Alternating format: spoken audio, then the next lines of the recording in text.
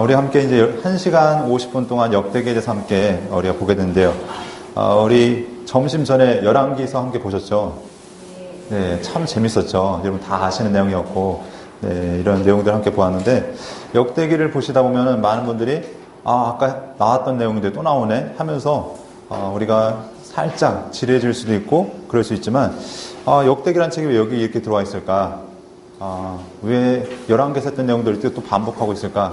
이렇게 생각할 수 있지만, 하나님께서 우리에게 성경을 주신 이유는 우리에게 그냥 너희 시간 남으니까 성경 덜 보라면서 주신 것이 아니라 분명히 우리에게 이유와 목적이 있을 것입니다. 그래서 역대기라는 책을 통해서 하나님께서 이 역대기를 주셨던 이유와 목적을 함께 살펴봤으면 좋겠습니다. 자, 이제부터 이제 역대기 강의를 시작하겠는데요. 자, 여기 보면은 언약과 은혜의 하나님이라고 이렇게 우리 표제를 달아놨습니다. 이 역대기를 통해서 하나님은 어떤 하나님이신가? 바로 언약을 지키시는 분이시고 우리에게 은혜를 주시는 분이다. 이것이 역대기 가운데 잘 나타나고 있는데요. 우리가 함께 지금까지 보았던 내용들을 함께 점검해 보도록 하겠습니다. 우리가 보고 있는 72역, 그러니까 헬라어로 번역되어져서 그 후에 이어져 있는 성경들은 성경을 역사서, 시가서, 예언서로 이렇게 나누고 있습니다. 그래서 역사서가 총 몇 권이냐면 17권, 시가서가 5권, 그리고 예언서 17권 이렇게 보죠. 그래서 처음 역사서 같은 경우는 모세오경에서 율법서 5권을 보고 그 후에 역사서 12권, 시가서는 욥기, 시편, 잠언, 전도서 이렇게 우리가 지혜서라고도 불리는 이 시가서를 보게 되고요. 예언서는 대예언서, 소예언서에서 5권과 12권 이렇게 나눠서 봅니다. 이것들은 계속 보셨으니까 눈에 좀 익숙하시죠? 그런데 원래 성경, 우리가 지금 보고 있는 우리 한글 성경이 아니라 히브리 성경은 어떤 순서로 되어 있을 것인가? 히브리 성경은 우리가 보는 성경과 약간 다릅니다. 일단 구분 자체가 율법서, 예언서, 성문서 이렇게 크게 세 부분으로 나눠집니다. 그래서 율법서는 우리가 잘 아는 대로 창세기, 출애굽기, 레위기, 민수기, 신명기 이것을 토라 이렇게 부르죠. 그래서 이 율법서 5권이 있고 곧바로 시가서가 나오는 것이 아니라 또는 역사서가 나오는 것이 아니라 무엇이 나오고 있습니까? 예언서가 나오고 있습니다. 그래서 예언서가 2개로 나눠지죠. 전기 예언서가 있고 후기 예언서가 있는데 전기 예언서는 여호수아, 사사기, 사무엘서, 열왕기서 이 성경을 우리는 이제 사무엘 상하로 나누고 열왕기 상하로 나누는 걸 알 수 있습니다. 그런데 우리가 보면은 여호수아가 역사서가 아니라 예언서야? 예, 조금 이해가 우리와 약간 다르죠. 그래서 예언서가 이렇게 전기 예언서가 4권이 있고 후기 예언서가 있는데 이사야, 예레미야, 에스겔 그리고 소예언서 이렇게 묶음이 있습니다. 소예언서는 거기에 12권의 책이 한 묶음으로 소예언서라고 이렇게 되어 있죠. 그래서 후기에는 이사야, 예레미야, 에스겔 그리고 소예언서 12권이 있습니다. 자, 그리고 성문서가 있는데 성문서는 케투빔이라고 부르는데 여기에 우리가 보고는 시가서가 여기에 들어가 있습니다. 그래서 시편, 잠언, 욥기 이게 우리가 보통 시가서라고 부르는 것이고 그 후에 또 5개의 두루마리라고 부르는 5개의 책이 연속되어 있는데 그것이 아가, 룻기, 에가, 전도서, 에스더. 그래서 이것들은 보통 절기 때마다 읽었던 책들을 이렇게 5개의 두루마리라고 이렇게 불려주고 있는 것을 알 수 있습니다. 그리고 그 다음에 이어서 다니엘, 에스라, 역대기. 역대기가 어디에 위치하고 있죠? 예, 맨 뒤에 위치하고 있습니다. 우리가 생각하면은 구약 성경의 제일 마지막은 말라기가 와야 되는데 이스라엘의 성경은 역대기가 제일 마지막에 있다는 겁니다. 그러니까 이 역대기의 위치가 우리에게 이야기하는 것은 이 역대기가 그냥 평범한 책이 아니라 성경의 마무리를 하는 구약 성경을 마무리하는 아주 중요한 위치에 있다는 것을 알 수 있습니다.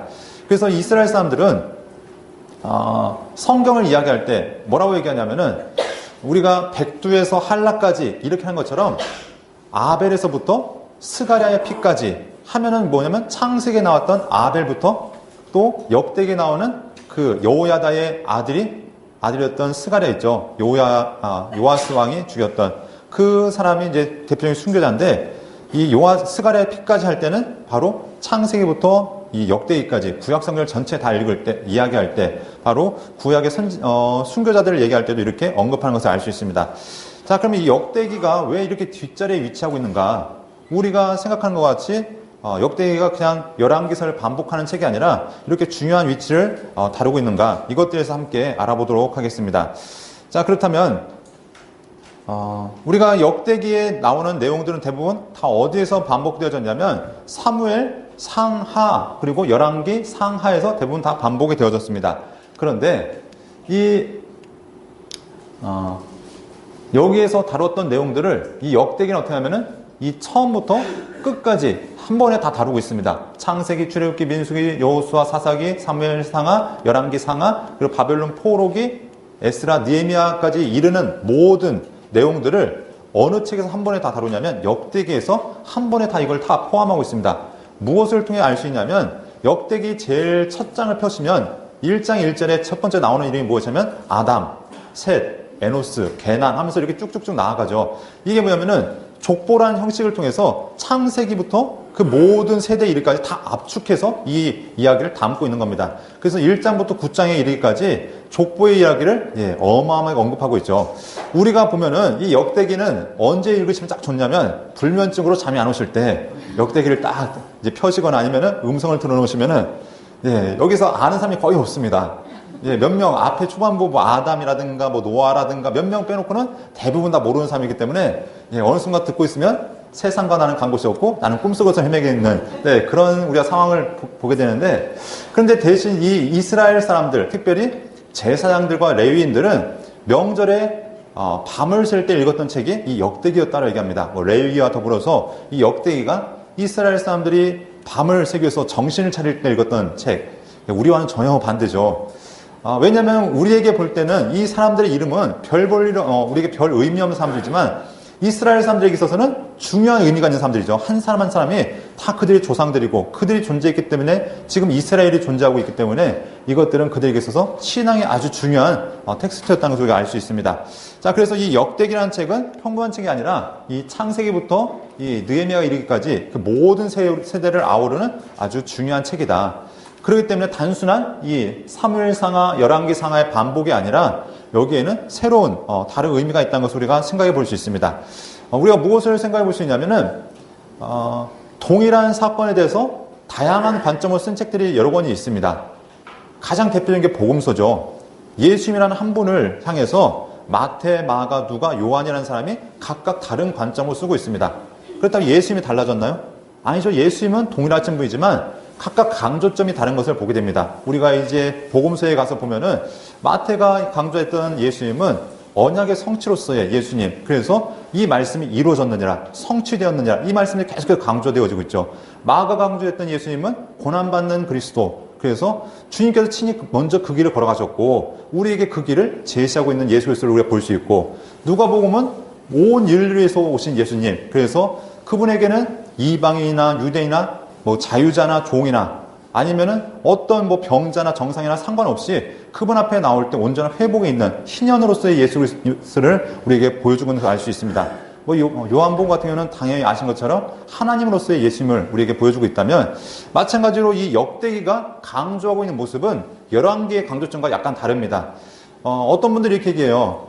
이 열왕기는 신명기 사관, 다르게 얘기하면은 하나님 앞에 순종하면 복받고 불순종하면 벌받는다는 어떻게 보면 선지자적인 입장에서 쓰여진 것이기 때문에 좀 더 정확한 것이고, 이 역대기는 제사장적인 관점에서 쓰여졌기 때문에 이건 좀 왜곡이 되어졌다. 왜냐하면 선지자는 당시 왕권을 향해서 사회의 정의와 진리를 부르짖었다면 이 제사장은 왕권과 결탁이 되어져서 왕권에서 옹호적인 입장을 많이 이야기하고 있기 때문에 왕권에 불리한 내용들은 많이 삭감하고 삭제하고 왕권에 유리한 내용만 적었다라고 하는데, 이것은 누굴 모욕하는 거냐면 하나님을 모욕하는 거죠. 성경에 기록되었던 자체가 하나님의 성령의 감동으로 분명히 우리에게 정확한 말씀을 기록하고 있는 것인데, 성경을 그렇기 때문에 어떤 분들은 역대기를 읽을 때는 다시 한번 재해석을 해야 된다. 이것을 있는 그대로 봐서는 안 되고 이것을 다시 한번 신앙의 눈으로 다시 한번 재해석해야 되는데, 재해석이 필요하긴 합니다. 그런데 이것이 잘못되었기 때문에 재해석하는 것이 아니라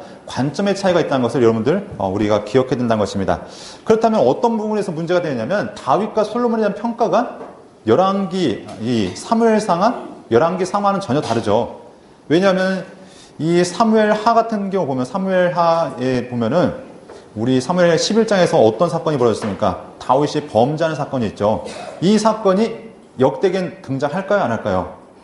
안 하죠. 그리고 이 열왕기에 등장하는 이 솔로몬이 수많은 아내들을 맞아들이고 우상의 신전들을 지었던 그 모든 죄악들도 이 역대기에서는 언급하지 않고 있습니다. 그렇기 때문에 이게 이 왕들을 왜곡하고 미화시킨 것이 아니냐라고 하는데, 그것이 아니라 강조점이 다르다.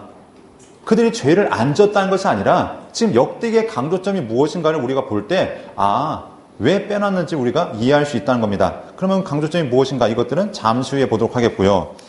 자, 우리가 이제 이 역대기가 기록되어진 상황을 우리가 언제로 보냐면 포로 후기로 보고 있습니다. 자, 왜냐하면 이 성경의 내용들을 살펴보면 족보에 언급되는 내용들이 포로에서 돌아온 그 후세대를 계속 여기서 이야기하고 있기 때문에 아무래도 이 역대기가 완성되었을 때는 포로에서 돌아와서 어느 정도 시간이 지났을 때 이것들을 우리가 알 수 있습니다. 그런데 이 역대기가 기록되기 전에 이 이스라엘 가운데는 아주 급격한 변화가 있었죠. 나라가 망하는 아주 가슴 아픈 일들이 있었습니다. 첫 번째, 북이스라엘이 망하는데 몇 년도에 망했냐면 722년에 북이스라엘이 아수르에서 멸망을 당했습니다. 그런데 이 남유다도 멸망을 당했는데 한 번에 망한 것이 아니라 몇 차에 걸쳤습니까? 3차에 걸쳤죠. 그래서 첫 번째 1차는 605년, 이때 느부갓네살이 내려와서 누굴 잡아가냐면 다니엘과 세 친구들, 이때는 왕이 여호야김 때였는데 다니엘과 세 친구들과 왕족들과 좀 쓸만한 귀족들을 데려갔습니다. 그래서 이 사람들을 바벨론 궁에서 훈련시켜서 이들을 볼모로 이제 유다를 조종하려 했고, 또한 이들을 키워서 이 바벨론의 인재로 양성했던 것을 우리가 볼 수 있습니다. 1차 포로가 바로 다니엘과 그 친구들이 끌려갔던 것을 우리가 알 수 있고요. 2차 포로 597년도였는데 여호야김 왕이 죽고 새로운 왕이 뽑혔는데 그게 누구냐면 여호야긴이었습니다. 근데 느부갓네살이 와서 어떻게 합니까? 이 여호야긴을 잡아가고 볼모로 잡아가는 대신 누굴 세우냐면 시드기야를 왕으로 세웁니다. 그리고 이 여호야긴과 당시에 유명했던 석공, 아니면 기술자들, 그리고 제사장과 레위인들, 이런 사람들 잡아가는데 그때 에스겔이 같이 끌려가게 되어집니다. 그래서 2차에 이렇게 에스겔과 제사장과 레위인과 수많은 기술자들이 끌려가게 되고요. 마지막 3차, 이때가 이제 완전히 망하는 거죠. 학자들에 의해서는 4차까지 보기도 하는데 우리는 일반적으로 3차까지 이렇게 우리가 보게 되는데요. 3차 586년, 또 어떤 분들은 587년 하는데 고대 역사는 1년 차이 나는 건 그렇게 크게 문제가 되지 않습니다. 그러니까 여러분 책들 보시다가 어디는 586년이 나왔는데 어디 587년이 나왔다. 이건 틀렸고 이건 맞다. 아니요. 그게 아니라 1년은 문제가 크게 되지 않는다. 지금부터 2500년 전 일인데, 여러분 작년에 이맘때 무슨 일 하신 기억 나십니까? 아마 놀고 있었겠죠. 아니면 교회에서 수련하고 계셨던가. 둘 중에 하나겠지만, 아무튼 우리가 몇 년 전의 일도 그렇게 정확하지 않은데 지금부터 2500년 전의 일을 1, 2년 차이 나게 적는다. 그거는 크게 문제될 일이 없다라고 보여집니다. 아무튼 이 586년에 이스라엘을 망하는데 이때 활동했던 선지자는 예레미야 선지자였고, 마지막 이스라엘 백성들을 떠나보내면서 정말 가슴 아프게 그들을 바라봐야 했던 것이 이 예레미야가 마지막 선지자였던 것을 보게 됩니다. 자, 그때 이스라엘 백성들이 수많은 이들이 끌려가는데 예레미야의 선지자의 고백처럼 썩은 무화과 광주리, 또는 하나님께서 택하신 먹을 만한 무화과 광주리가 이제 있는데, 하나님께서 이제 포기하신 자들은 이렇게 다 죽임을 당했고, 그나마 가능성이 있던 자들은 이 바벨론에 끌려갔던 것을 우리가 보게 됩니다. 이렇게 3차에 걸쳐서 포로와 끌려갔다면 이들이 이제 70년의 바벨론 생활을 통해서 다시 한번 돌아오게 되어지는데, 어떻게 되어지냐면 1차, 2차, 3차에 걸쳐서 다시 한번 돌아오게 됩니다. 그런데 이 돌아오기까지의 과정 속에서 이스라엘 신앙에 어떤 변화가 있었는가? 첫 번째, 이스라엘 백성들이 그 전까지는 계속해서 선지자들이 부르짖었던 것이 뭐냐면, 너희 우상 섬기지 마라. 가나안 사람들과 혼인을 맺지 마라. 계속해서 우상 숭배에 대해서 경고했다면, 이제 이 70년의 기간을 지나면서 그들에게 더 이상 우상 숭배에 대한 언급이 등장하지 않습니다. 그래서 여러분이 보시는 에스라, 느헤미야, 또 학개, 스가랴, 말라기, 이런 책들을 보면은 더 이상 우상에 대한 언급들이 등장하지 않습니다. 왜냐하면 이들이 바벨론 70년의 시간을 통해서 분명히 깨닫게 되는 것이 무엇이냐면, 하나님께서 단지 우리의 이스라엘만의 하나님인 줄 알았더니 그것이 아니라 바벨론의 왕이 인정했던 하나님, 그리고 온 세계를 주관하시는 분이 바로 하나님이시구나, 이것들을 분명하게 뼈저리게 깨달았다는 겁니다. 그 순간부터 그 후로부터 무엇이 사라지냐면 우상 숭배에 대한 이야기가 이제 언급이 사라집니다. 그렇다 해서 그것이 문제가 완전히 사라졌는가? 그건 아니죠. 그 느헤미야서에 보면 계속해서 이방인들과 혼약을 맺지 말라고 얘기하면서 우상숭배의 경고에 대해서 얘기하지만 직접적인 우상숭배에 대한 이야기는 이제 사라진 것을 보게 되고요. 두 번째, 방금 언급했던 것처럼 여호와께서 온 세상의 주관자이심을 분명하게 깨닫게 되어집니다. 특별히 다니엘의 사건을 통해서, 그리고 그 후에 에스더의 사건을 통해서 하나님께서 단지 이스라엘만 지키신 분이 아니라 온 세상, 바벨론과 페르시아, 온 세상의 주권자이심을 깨닫게 됐던 것을 알게 되고요. 마찬가지로 역사의 주권자 되신 하나님, 이것들 우리가 보면은 느부갓네살, 다리오, 특별히 다리오 왕 때 성전 건축이 되어지는데 저게 정말 기가 막히게 성전 건축이 되어집니다. 이 이야기, 자세한 이야기는 여러분이 에스라 시대 이제 시간을 통해서 여러분들이 정확하게 알게 될 건데요. 이 세 가지를 알게 되어집니다. 그러면서 신앙이 바뀌어지는 계기가 되어지고요. 두 번째는 이스라엘의 이름이 바뀌어집니다. 이스라엘 이름이 여러 차례 변동이 됐었죠. 뭐 히브리 민족부터 해서 야곱이라는 이름도 불려지기도 했고, 또는 이스라엘이라는 이름도 불려졌고 했었지만, 이제 이 포로기 이후로 더 이상 이스라엘이라는 이름이 아니라 유다라는 이름으로 불려지게 됩니다. 그래서 이들이 왜 유다라는 이름으로 불려지는가? 바로 이제 북이스라엘은 먼저 망했고 유대민족만 끌려갔다가 돌아오면서 건설한 나라가 유다였기 때문에 이 유다 또는 유대라는 이름으로 이제 이 이름이 불려지게 되어집니다. 그리고 이 유대인이라는 말 자체는 단순한 이제 지역적인 그 특성뿐만 아니라 신앙의 형태를 얘기하죠. 그래서 유대교를 믿는 사람들, 이게 유다라고, 유대인 이렇게 불려지게 된 것을 알게 됩니다. 세 번째 특징이 있다면 바로 종교 형태가 변화되어진 겁니다. 586년 성전이 완전히 무너지면서 그들은 더 이상 이제 제2종교를 할 수 없습니다. 짐승을 잡아서 제사 드리는 그 종교가 더 이상 이스라엘 가운데 유지가 될 수 없었죠. 바벨론에 끌려간 다음부터 그들은 이제 어떻게 되냐면은 말씀 중심의 종교로 이 종교 형태가 바뀌어집니다. 그러면서 회당이라는 것이 탄생하게 됩니다. 그래서 말씀을 가르치는 사람이 이제 세워지게 되는데, 이러면서 이제 많은 직책들이 등장하게 되죠. 우리가 이제 중간사를 보면은 그 시대 가운데 나타났던 많은 것들을 이야기하는데, 특별히 누가 중심이 되냐면 제사장과 레위 사람들이 중심이 되어서, 주축이 되어서 말씀을 가르치는 이 율법 중심적인 종교로 이 유대교가 이제 여호와 신앙이 변화되는 것을 우리가 알 수 있습니다. 우리가 이제 이 격동기에 나라가 크게 한번 바뀌죠. 바벨론 시대에 끌려갔다가 어느 시대에 돌아오면 페르시아 시대에 돌아오게 됩니다. 바벨론이라는 나라가, 신바벨론이라는 나라가 크게 길지가 않습니다. 역사가 100년이 되지 않습니다. 고대로부터 하면은 역사가 꽤 오래되지만 느부갓네살을 앞세웠던 그 신바벨론의 역사는 70년 전후에서 그냥 급격하게 확 올라갔다가 갑자기 사라지게 됩니다. 바로 고레스 2세라는 이 페르시아 왕이 등장하면서 이렇게 급격하게 나라가 바뀌게 되는데, 여러분이 이제 포로 후기를 보면은 몇 명의 이름을 여러분들이 기억하셔야 됩니다. 첫 번째가 고레스 2세, 두 번째가 다리오 왕, 세 번째가 아하수에로 왕, 그리고 네 번째가 아닥사스다 왕. 이것이 바로 이제 포로 후기에 등장하는 이름인데, 다리오 같은 경우는 여러분들 오해되는 이름이 한 가지 또 어디에 등장하냐면은 다니엘서에 나오는 다리오 왕과 여기 표에 나오는 다리오 왕과는 약간 다른 사람이다. 네, 이것들을 여러분 기억하시면서 그 얘기는 여러분 아마 다니엘서에 가면 하지 않을까라고 한번 추측을 해봅니다. 다니엘서 아직 안 했죠? 네. 그러니까 우리가 기본적으로 알아야 될 성경의 역사와 연관되는 사람이 몇 명인데, 첫 번째가 고레스, 다리오, 아하수에로, 아닥사스다. 그래서 이 고레스는 포로 귀환 시의 왕이었고, 다리오는 성전이 건축될 때의 왕이었고, 아하수에로는 에스더의 남편이었고, 그리고 아닥사스다는 나중에 에스라, 느헤미야가 돌아올 때의 왕이었다. 이것들을 기억하시면 좋을 것 같습니다. 자, 그럼 포로가 귀환되어지는데 세 차례에 걸쳐서 끌려갔다면 이들이 또다시 세 차례에 걸쳐서 돌아오게 되어집니다. 돌아오는 것을 보게 되면 1차 귀환이 537년에 있습니다.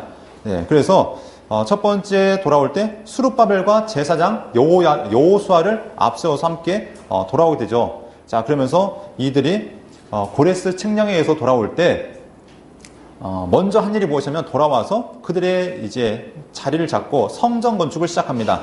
그런데 성전 건축이 중단되어지는데 바로 이미 거주하던 사마리아 사람들이, 야, 니네 성전 건축하는데 우리가 같이 짓자, 이렇게 이제 제시를 하죠. 그런데 우리는 너희와 같이 지을 수 없다. 우리의 사명이지 너희와 함께 동역할 문제가 아니다. 왜냐하면 이 사마리아 사람들이 순수한 이스라엘의 남은 사람들이 아니라 이 사람들이 이미 피가 섞였고 종족 자체가 다른 사람들입니다. 그리고 이들이 하나님을 믿는다 하지만 이들의 하나님 믿는 신앙은 이스라엘의 여호와 신앙과 약간 다른 신앙입니다. 그렇기 때문에 우리는 너희와 같이 할 수 없다고 거절하는 거죠. 그때 이 사마리아 사람들이 처음엔 호의적이었다가 이제 그 성전 건축을 방해하기 시작합니다.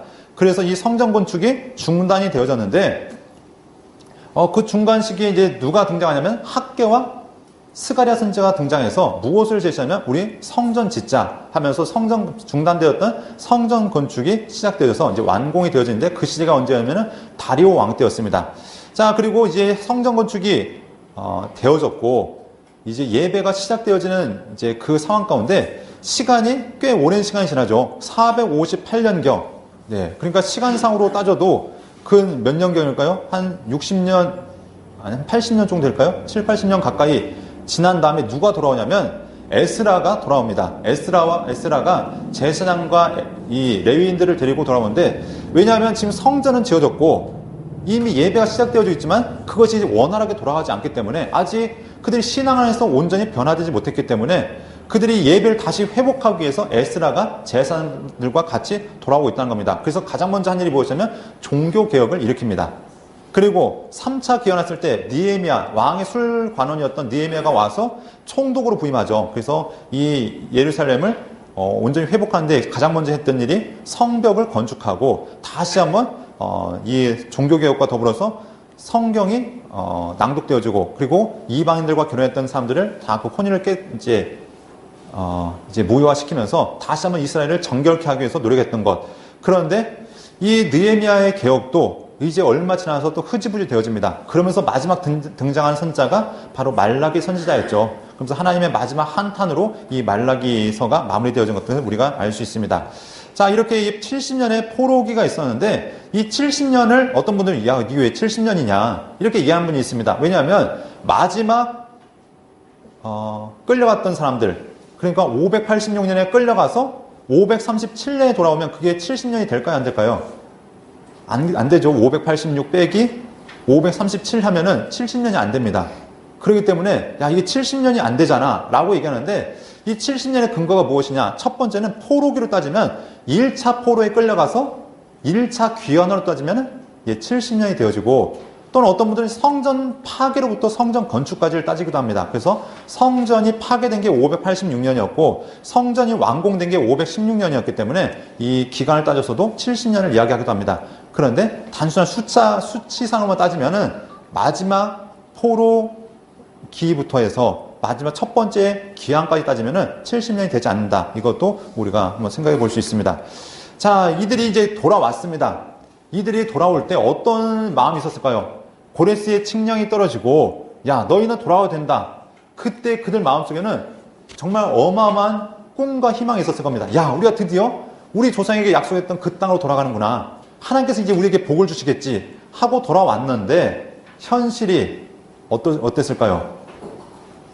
딱 마주했을 때 정말로 적과 꿀이는 땅이 쫙 펼쳐진 것이 아니라 완전 폐허가 된 땅이었죠. 사람이 오랫동안 살지 않았기 때문에 뭐 집이라든가 밭이라든가 이게 뭐 정상인 것이 아무것도 없는 겁니다. 완전 폐허 가운데 그게 다시 개척해야 되는 상황입니다. 이 이스라엘 사람들이 처음에 여호수아에 의해서 가나안 땅에 들어올 때는 이미 사람들이 살고 있었기 때문에 그 땅은 이 사람들이 조금만 손보면 되는 땅이었습니다. 그러나 지금은 완전 폐허가 된 땅에 와서 다시 한번 시작해야 되는 땅입니다. 그런데 이들이 하나님의 약속을 붙들고 왔는데 성전 건축도 중단되어 버렸지. 그렇다고 삶이 좀 나아집니까? 삶은 여전히 팍팍하지. 복이 임할 줄 아는데 그건 아니죠. 주변 민족들이 끊임없이 공격해오지. 이런 상황에서 그들에게 주어진 질문이 있었다는 거죠. 야 우리가 여전히 하나님의 백성인가? 하나님께서 아브라함을 부르셨고 이삭을 부르셨고 야곱을 부르셨던 그 약속이 우리에게 지금은 여전히 유효한가? 이 바벨론의 우리나라가 망하면서 그 약속이 깨어진 것은 아닌가? 그런 질문이 있었겠죠. 두 번째, 다윗에게 하나님께서 언약을 주셨는데 내 후손이 끊어지지 않을 것이라는 약속을 주셨는데 그 약속이 지금 여전히 있는가? 다윗의 후손이라고 해봤자 이제 왕은 끊어졌고 스룹바벨과 몇 명 남은 사람도 있는데 이 사람들 중에서 과연 하나님의 약속이 이루어질 수 있을 것인가? 그리고 여전히 우리에게 다윗의 언약이 계승되어지고 있는가? 그리고 마지막, 왜 하나님께서 약속하셨다면 그 회복은 언제 이루어질 것인가? 왜냐하면 성전도 지어졌고 예배도 회복되어지는데 왜 도대체 하나님의 약속은 전혀 회복될 기미가 보이지 않는가? 이런 여러 가지 질문들이 있었겠죠. 그런 상황에서 이제 이 역대기를 쓴 사람이 여기에 대한 답변을 바로 역사서를 통해서 답변을 해주고 있는 거죠. 그래서 첫 번째 족보라는 이야기를 통해서 하나님은 여전히 너희를 지키고 보호하신다. 너희는 여전히 하나님의 백성이다. 그러면서 어제부터 언급하냐면 아담부터, 하나님의 계획이 아담부터 시작되어지는데 그 약속이 언제까지 이어지는가? 포로기에서 돌아온 너희까지 끊이지 않고 진행되어지고 있다. 비록 너희가 외적으로 전쟁을 겪었고 너희 나라가 무너지고 성전이 파괴되는 아픔을 겪었지만 하나님의 약속은 신실하게 지금도 진행되어지고 있다는 것을 족보를 통해서 보여주고 있다는 것입니다. 그리고 이 역대기의 가장 중심적인 내용이 무엇이냐면 유다 지파와 더불어서 제사장들을 이야기합니다. 그래서 유다 지파, 특별히 다윗의 자손은 하나님께서 계속해서 그 약속을 이어가고 있다. 그 약속이 변치 않고 하나님은 신실하게 이루어가실 것이다. 그 약속을 바로 이 역대기를 통해서 또한 보여주고 있고, 제사장을 강조하면서 하나님의 백성의 특징이 무엇이냐? 혈통적인 특징과 더불어서 하나님의 백성은 예배하는 공동체이다. 너희 가운데 예배가 바로 서 있다면 너희는 여전히 하나님의 백성이다.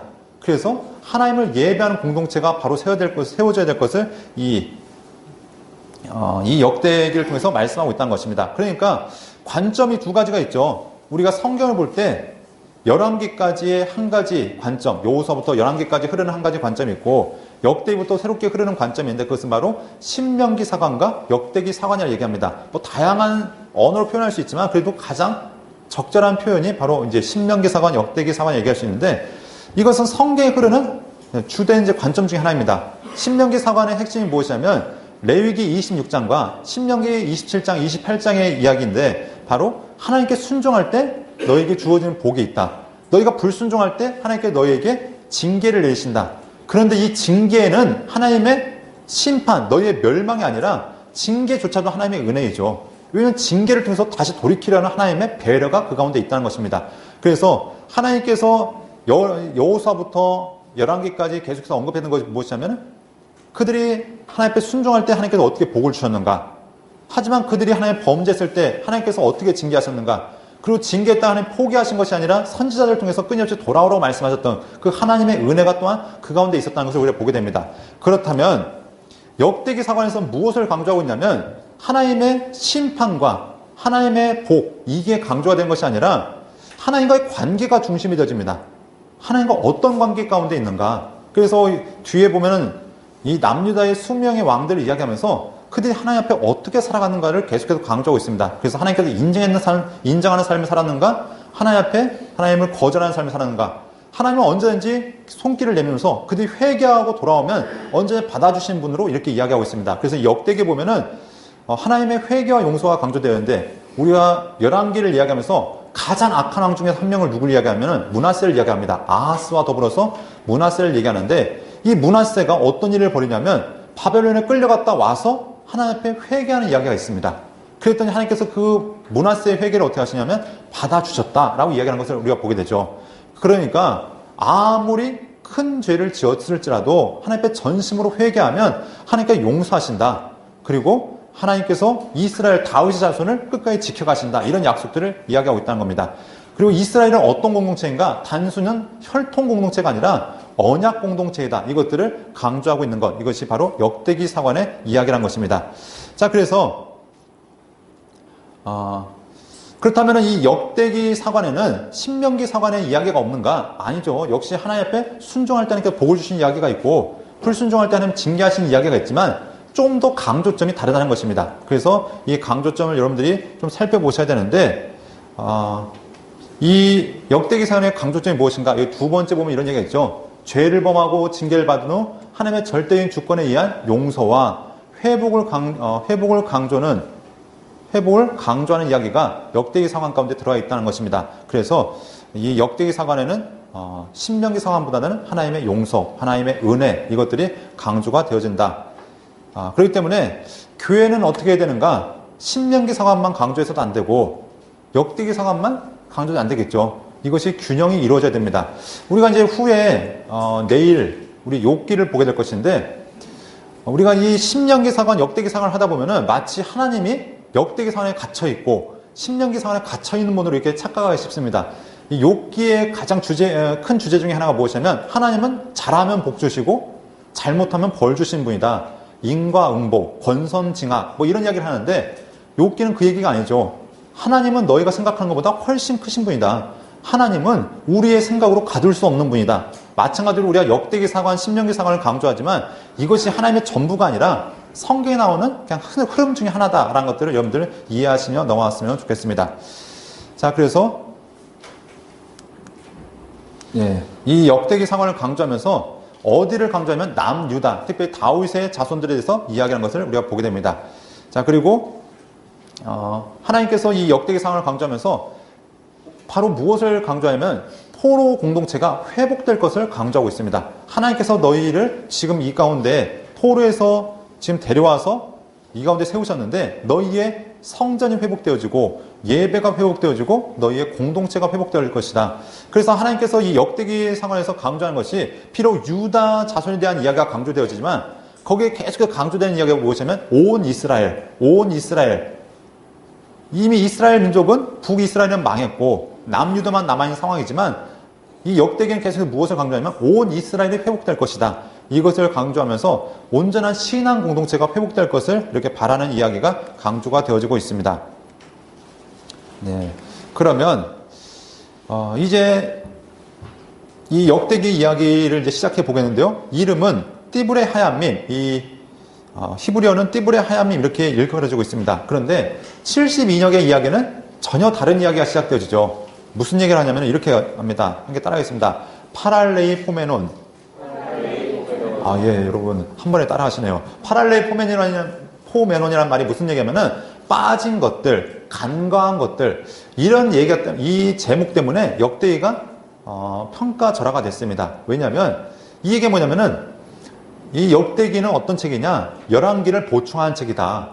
역대기는 사무엘서 열왕기를 보충한 책이고 그냥 빠진 것을 좀 더 이야기하는 추가적인 책이다. 그렇기 때문에 이 헬라어 제목 때문에, 헬라어의 이름 때문에 역대기가 최근까지 참 무시되었던 책 중에 하나입니다. 그래서 그냥 열왕기 설교하다가 열왕기 안 나온 내용들 보충 설명하는 책, 그냥 그 정도로만 이해가 되어졌는데 이 히브리어는 무슨 얘기냐면 그날들의 사건들 해서 이것이 중요한 의미가 있다는 것들을 강조하고 있습니다. 그러면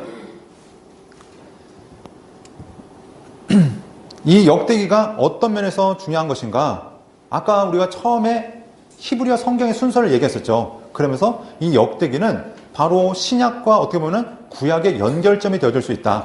하나님에 대한 이해가 약간 달라지죠. 하나님은 단지 우리에게 잘못할 때 징계하고 잘할 때 복 주신 분이 아니라 우리에게 화해와 용서를 하신 분이시고 또한 하나님께서 우리가 온전한 예배 가운데 교제하기 원하신 분이다. 이것이 바로 어디와 이제 연결이 되어지면 신학과의 연결점이 되어줄 수 있다는 것입니다. 이스라엘 백성들이 이제 어떤 공동체로 거듭나야 되는가? 신앙의 공동체로 거듭나야 되는데 단지 혈통의 문제가 아니라 하나님을 믿는 신앙의 공동체, 이것이 나중에 이제 신약에 나오는 교회를 하나님께서 택하시는 이야기로 이렇게 연결되어질 수도 있고 또 하나님의 은혜와 자비가 어디까지 펼쳐지는가? 단지 이스라엘 민족일 뿐만 아니라 모든 민족, 모든 열방에까지 펼쳐질 수 있다는 것들을 이렇게 또한 우리에게 보여줄 수 있다는 것입니다. 자, 이제 기록자는 누구인가? 많은 사람들이 에스라가 기록되었을 것이다. 왜냐하면 역대기의 제일 마지막 이야기와 에스라서 제일 첫 번째 이야기가 중복되기 때문에 그렇습니다. 그래서 고레스 왕의 칙령에 대한 이야기가 역대기의 마지막 부분에 나오고 또는 이 에스라 제일 첫 부분에 고레스 왕의 칙령이 나오기 때문에 서로 이게 연결되어 책이 아닐 것인가 이렇게 이야기하는데 반대로 이렇게 얘기하는 사람이 있습니다. 에스라가 이 역대기의 저자가 아니라 역대기의 저자가 역대기와 더불어서 에스라 느헤미야를 적었다. 이렇게 반대로 얘기하는 사람들도 있습니다. 네, 어떤 이야기든지 각각 이제 근거가 있기 때문에 주장할 텐데 정확한 설명은 어디 가서 들으셔야 된다고요? 네, 처음 가시면 여러분들 희미했던 모든 것들이 다 명확해질 겁니다. 그런데 우리는 일단은 여러 가지 이제 근거 자료에 의해서 에스라가 지었거나 또는 역대기 저자가 적었을 것이다. 이렇게 주장하고 있다는 것입니다. 자, 배경을 보면은 주된 배경은 어디냐면은 사무엘 하에서부터 열왕기 하까지의 이야기를 이렇게 다루고 있지만 전체적인 이야기는 어디부터 어디까지냐면 창세기에서부터 포로 후기까지 이야기를 전체를 다 포함하고 있다. 그런데 이 신명기 서강과는 약간 다른 관점으로 보고 있다는 것도 이야기하고 있고요. 그래서 열왕기가 이스라엘의 전 역사, 그래서 남유다와 북이스라엘에 대한 이야기를 다뤘다면 여기는 역대기는 어디만 다루고 있을까요? 네, 남유다만 다루고 있습니다. 그러니까 강조점이 다르죠. 우리가 생각하면은 북이스라엘은 이제 통일 왕국에서 북이스라엘과 남유다가 나눠졌을 때 여러분 북이스라엘은 처음부터 우상 숭배를 시작했습니다.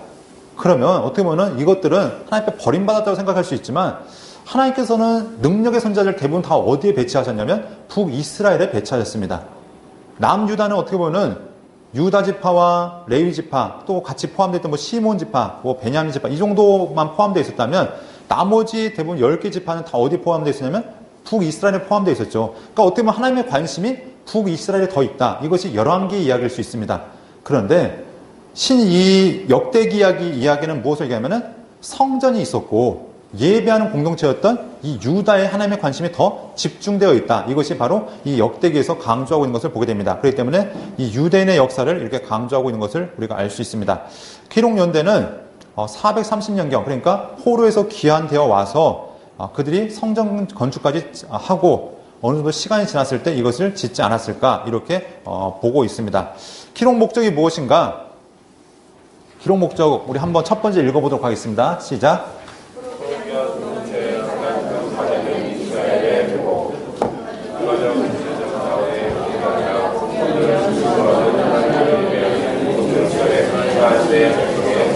네. 보면은, 제가 하나만 읽으셔도 감사한데 두 개나 읽어주셨습니다. 자, 첫 번째는 하나님의 이스라엘의 회복이란 것이죠. 돌아왔는데, 탄탄대로가 열린 것이 아니라 폐허 가운데 다시 시작해야 되는데, 그 가운데 그들이 회복할 수 있는 메시지, 이스라엘의 온전한 회복을 위해서 선포되었던 메시지가 바로 이 역대기 가운데 있다는 겁니다. 그리고 단지 이것이 나라가 정치, 경제, 이것만 회복되어진 것이 아니라 온전한 회복이 바로 예배 공동체, 이스라엘의 정체성을 바로 찾는 것, 이것이 바로 이 역대기가 바라는 것이었죠. 그래서 이스라엘 백성들이 예배하는 공동체로 회복되기 바라는 것, 이것이 역대기가 제시하는 이야기였다는 겁니다. 그리고 종교적인 제2회복을 꿈꾸면서 기록한 이스라엘의 역사, 이렇게 이야기하고 있습니다. 그래서 이 역대기의 특징들을 이제 잠시 후에 보겠는데, 이 역대기에서 바로 이제 꿈꾸고 있는 것들이 하나님에 대한 바른 이해들, 이스라엘 백성에 대한 이해들, 이런 것들을 몇 가지를 보고 있습니다. 그래서 여러분들 교재에 보면은 275페이지에 보면은 이 역대기 신학의 특징들 해서 몇 가지를 다루고 있습니다. 신관, 예배, 메시아 신앙, 백성, 심판과 회개, 레위인의 설교 해서 이런 특징들을 여러분들이 살펴보시면 역대기를 이해하실 때 좀 더 여러분들이 수월하게 이해하실 수 있을 것 같습니다. 그리고 마지막 포르기안 공동체의 회복의 비전은 바로 다윗의 언약이 계속해서 연속적으로 이어진 것이다. 이 다윗의 언약이 끝난 것이 아니라 계속해서 하나님의 약속이 진행이 되어져 있을 것이다. 그리고 그것이 어디로 완성되어지냐면 복음서를 통해서, 특별히 마태복음을 통해서 언약이 성취되었다. 이것을 이야기하고 있죠. 마태복음 보면은 유난히 백성들이 뭐라고 소리치냐면 다윗의 자손이요, 이것을 얘기하고 있죠. 다윗의 자손이 이야기하는 것은 무엇이냐면 구약에서 약속한 메시아가 다윗의 자손으로 오실 것이다 라고 이야기하고 있습니다. 다윗의 자손의 특징이 있는데 몇 가지가 있습니다. 다윗의 자손이 오시면 안진뱅이가 일어날 것이고 소경이 눈을 뜰 것이고 하면서 특징들을 이사야서에서 몇 가지를 언급하고 있습니다. 근데 예수님께서 정말 오셔서 한 일들이 그것이었죠. 병자들을 고치시고 말씀을 선포하시고 귀신을 쫓아내시는 사건을 통해서 그분이 진정한 다윗의 자손이었다. 그러니까 이 역대기는 신약과의 연결점에 있어서 아주 중요한 위치에 있다는 것을 우리가 다시 한번 생각해 볼 수 있다는 겁니다. 그래서 이 신관을 보면 바로 그분은 누구시냐? 온 세상의 하나님이시다. 아담부터 시작하죠. 그러니까 단지 이스라엘만의 하나님이 아니라 온 세상의 주인이신 하나님, 창조주이신 하나님, 온 세상의 역사를 주관하신 하나님에 대해서 이야기하고 있고, 그리고 예배에 대해서 이야기하면서 이들이 예배 공동체를 세워야 되는데 그 유일한 예배 공동체가 어딘가? 예루살렘이다. 그렇기 때문에 예루살렘에서 다시 예배 공동체를 시작하는 것의 정통성에 대해서 강조하고 있는 것을 우리가 알 수 있습니다. 그리고 이 예배 공동체를 가 이루어짐에 있어서 중요한 것이 바로 누구냐면 레위인들이었죠. 그래서 이제 뒤에 보면은 레위인들과 그 제사장에서 강조점이 나오고요. 메시아 신앙. 그래서 다윗의 후손으로 오실 그 메시아, 다윗의 언약을 성취하실 분, 그 메시아에 대한 강조가 이 역대기에 등장하고요. 백성들, 그래서 이 백성들이 단순한 지금 유다 민족만을 얘기한 것이 아니라 이들이 온전히 회복될 것을 꿈꾸고 있습니다. 그런데 단순하게 온 이스라엘인 것은 혈통적인 이스라엘이 아니라 신앙적으로 하나님을 믿는 모든 이들이 온 이스라엘이 될 수 있음을, 그래서 세계 만민이 하나님 앞에 돌아올 것을 꿈꾸는, 다시 말해 신약에 가면 교회의 공동체를 이렇게 먼저 제시하고 있는 것들을 우리가 볼 수 있습니다. 자, 심판과 회개를 통해서 하나님은 우리가 회개하면 우리를 용서하신 분이시다. 우리가 하나님 앞에 벌 받아서 징계받을 위치에 있을지라도 전심으로 회개한다면 하나님은 우리를 용서하신 분이라는 것들을 이야기하고 있습니다. 그래서 우리가 대속죄일을 우리가 우리 박건성 목사님이 설명하면서 그런 얘기를 했었죠. 대속죄일에는 누구 혼자 예배드리냐면 대제사장 혼자 예배드립니다. 성전에 이 성막에 들어가서 혼자 왔다 갔다 하고 있죠. 그런데 그 자리에 참여했던 모든 자들은 그냥 그 자리에 누워있던 앉아있던 자고있던 상관없이 제사장의 제사가 완성이 되어지면 그들이 고의로 지었던 실수로 지었던 모든 죄가 다 용서함 받았다라고 얘기하고 있습니다. 이것이 바로 예수 그리스도의 은혜였죠. 예수 그리스도를 믿는 자마다 우리의 삶에 어떠한 것 상관없이 그분이 우리의 문제를 용서할 수 있듯이 구약도 하나님의 은혜가 이렇게 임하는데 바로 이 역대기에서도 하나님 앞에서 우리가 하나님 앞에 전심으로 나아가면 우리의 모든 삶을 용서하신 분이다라는 것들을 이야기하고 있다는 것입니다. 자, 레위인의 설교가 강조가 되어지는데요. 여러 이제 레위인의 입술을 통해서 또 제사장의 입술을 통해서 하나님과의 관계의 회복에 대해서 끊임없이 강조하고 있습니다. 자, 그래서 하나님께서 이스라엘뿐만 아니라 이방인들도 자기의 백성으로 삼기 원하시는 이런 것들이 레위인의 설교를 통해서 등장하고 있는 것, 이것들을 우리가 볼 수 있습니다. 자, 첫 절과 끝 절을 보면은 아담, 셋, 에노스 해서 창세기의 첫 번째 이야기부터 시작되어지죠. 그러니까 이건 이스라엘 이전의 이야기를 다루고 있는 겁니다. 온 세상 모든 민족의 출발점부터 이야기하고 있습니다. 그래서 하나님은 누구시냐? 온 세상의 주인이시다. 창조주이시다. 그러니까 우리가 족보를 보면은 족보라는 것은 방향성이 있고 목적이 있습니다. 무엇을 향해 달려가고 있는가? 예를 들면 마태복음 1장의 족보는 무엇을 이야기하기 위함이냐면 바로 예수님이 다윗의 자손으로 오셨다. 그러면서 특별히 다윗의 자손을 오신 것을 이야기하고 있어 14대씩 계속 끊죠. 14대, 14대, 14대. 왜냐하면 다윗의 이름을 히브리어를 숫자를 더하면 14라는 숫자가 나오니까, 그래서 이 다윗의 후손으로 오신 예수님을 강조하기 위해서 이렇게 정통성을 이야기하듯이, 이제 목적을 이야기하듯이 창세기 5장에 나오는 족보는 무엇을 얘기하면 후손과 더불어서 무엇을 강조하고 있냐면 죽었더라가 강조되어지고 있습니다. 그들이 아무리 오래 살아도 900살을 넘게 살았어도, 무드셀라 같은 경우는 969살을 살았어도 결국은 죽었더라. 왜냐하면 하나님께서 네가 이 선악을 알게 하는 나무의 열매를 먹는 순간 너는 어떻게 된다고 말씀하십니까? 죽는다고 말씀하시는데 이 창세기 5장의 족보는 인간은 결국 죽었다. 하나님의 말씀을 지키지 못해서 죽었다라고 강조되었듯이 이 역대기 1장부터 9장의 족보의 강조점도 있습니다. 첫 번째 강조점은 하나님은 모든 온 세상의 주인이시다. 이것이 강조가 되어지고, 하나님의 약속은 언제부터 시작되는가? 태초부터 하나님께서 이스라엘 향한 약속이 진행되어지고 있었다. 그리고 강조가 되어지는 두 지파가 있습니다. 하나는 레위 지파, 또 하나는 가장 중요한 게 유다 지파. 그 중에 특별히 다윗의 자손들이 강조가 되어지고 있습니다. 그래서 이 족보를 통해서 하나님께서 다윗의 자손을 어떻게 인도하시는지, 그리고 레위 지파를 왜 부르셨는지 이 목적이 강조가 되는 것을 우리가 볼 수 있습니다. 자, 그리고 마지막 끝 이야기는 하나님의 회복에 대한 이야기라고 맞춰지고 있습니다. 바로 고레스가 칙령을 내렸는데 이것이 바로 누구의 역사였는가? 하나님의 주권적인 역사였다. 그래서 이스라엘 백성들이 귀환하는 것, 이것이 하나님의 뜻이었다라고 강조되는 것을 알 수 있습니다. 예, 드디어 이제 전체 보기가 나왔습니다. 아이고. 예, 우리가 이 역대기를 보면은 역대상과 역대하로 나눌 수 있는데, 이것은 우리가 지금 보고 있는 성경은 이제 전서와 후서가 나눠졌지만 원래 성경은 한 권의 성경이었죠. 그래서 우리가 한 권으로 이해하겠는데요. 역대상은 몇 장으로 되어 있습니까? 29장으로 되어 있고 역대하는 36장으로 되어 있습니다. 그래서 우리가 역대상 29장과 역대하 36장의 전체적인 이야기를 통해서 우리가 한번 역대기가 이야기하는 것을 함께 살펴가 보도록 하겠습니다. 크게 네 부분으로 나눠서 볼 수 있습니다. 1장부터 9장까지는 족보 이야기입니다. 누구부터 누구까지 하면 아담부터 포로 귀환한 사람들까지 이야기가 여기에 담겨 있고, 9장 35절부터 보면은 누구의 이야기가 담겨 있냐면은 이제 이 다윗의 이야기가 등장합니다. 그래서 다윗의 뭐 어린 시절부터 담겨 있는 것이 아니라 다윗이 왕이 되어진 이야기부터 담겨 있습니다. 그리고 그가 하나님의 성전 건축을 준비한 이야기가 이게 강조가 되어지고 있죠. 솔로몬의 이야기가 1장부터 9장까지 있습니다. 그래서 솔로몬의 강조점도 무엇이냐면 성전을 건축하는 이야기가 강조가 되어지고 있습니다. 그러니까 역대상과 역대하의 구분이 어디가 되어지냐면은 다윗이 성전 건축을 준비하는 이야기로 역대상이 마무리가 되어지고 솔로몬이 성전 건축을 하는 이야기, 솔로몬이 취임해서 건축하는 이야기가 역대하의 시작이 되어진 것을 우리가 볼 수 있습니다. 그래서 솔로몬의 죽음으로 이제 9장까지 마무리되어지고 그 다음부터 이제 하나님께서 이스라엘, 특별히 남유다를 어떻게 인도하시는가, 이것이 10장부터 36장까지의 이야기입니다.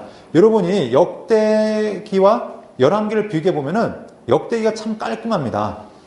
예, 이 역대기 기자가 장수를 나눈 건 아니지만 우리가 이제 후반에 이제 후대에 와서 이 역대기를 나눴지만 여러분들이 역대기를 보시면 이 10장부터 36장까지 여러분들이 보시면은 각 왕들이 딱딱 장에 딱 맞춰서 끊어집니다. 그래서 우리가 그냥 별 볼 일 없는 평범한 왕들은 한 장, 중요한 일을 했던 사람들은 3장에서 4장, 그리고 정말 악했던 왕들은 한 장에 그냥 몰아넣고 이런 식으로 이렇게 되어진 것이 이 역대기의 구성인데, 그래서 여러분들이 뒤에 이제 나중에 만약에 역대기를 장수를 암기하신다 보면은 참 이 장들을 따라서 쉽게 볼 수 있습니다. 여러분 오늘 아침에 왕들 이름 다 외우셨죠? 뭐 기본이죠. 그렇죠? 교회 1년 다닌 것도 아니고 여기 계신 분들 최소한 10년 이상 다니셨을 거 아닙니까? 그렇죠? 네. 네. 뭐 여러분들 그냥 기본이니까 한번 해보겠습니다. 르호보암부터 르호보암, 아비야, 아사, 요사박, 요람, 아하시야, 아달랴, 요아스, 아마샤, 우시야, 요담, 아하스, 히스기야, 므낫세, 아몬, 요시야, 요아하스, 요야김, 긴, 시드기야. 예, 이런 다 알고 계시네요.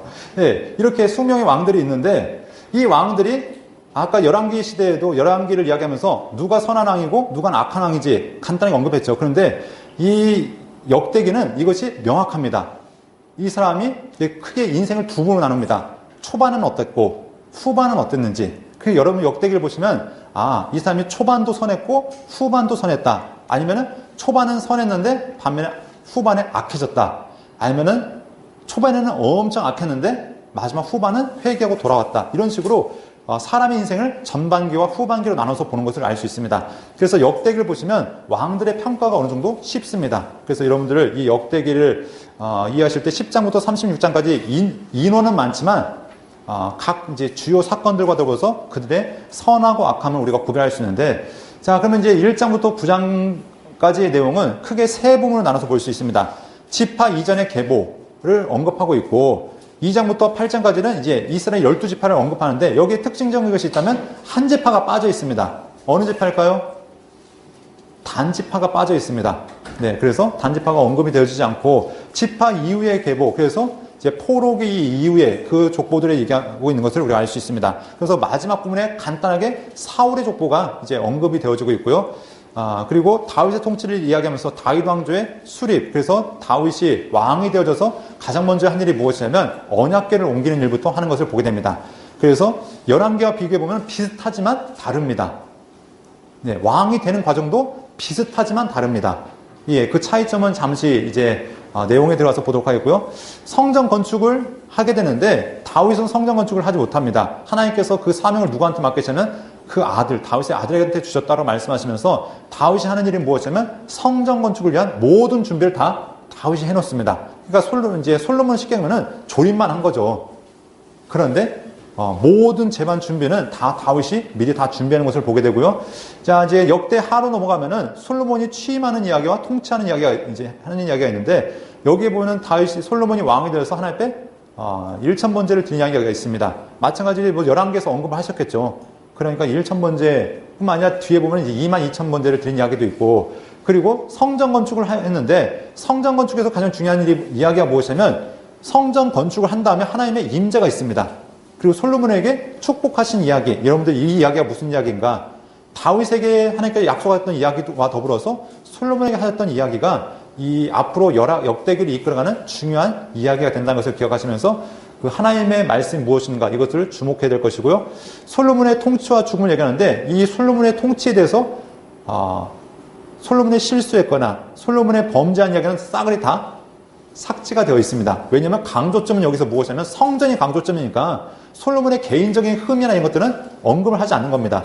솔로몬이 죄를 안 지었다가 아니라 강조점이 무엇이라고요? 성전 건축이기 때문에 언급을 하지 않고 있는 겁니다. 그렇기 때문에 이 다윗의 성전 건축도 마찬가지로 다윗이 밧세바를 취한 것, 이거는 성전 건축과 연관이 있는 이야기일까요? 없는 이야기일까요? 없는 이야기니까 빼버립니다. 그런데 나중에 다윗이 인구조사한 이야기, 이것도 다윗의 죄였죠. 그런데 이것은 언급할까요? 안 할까요?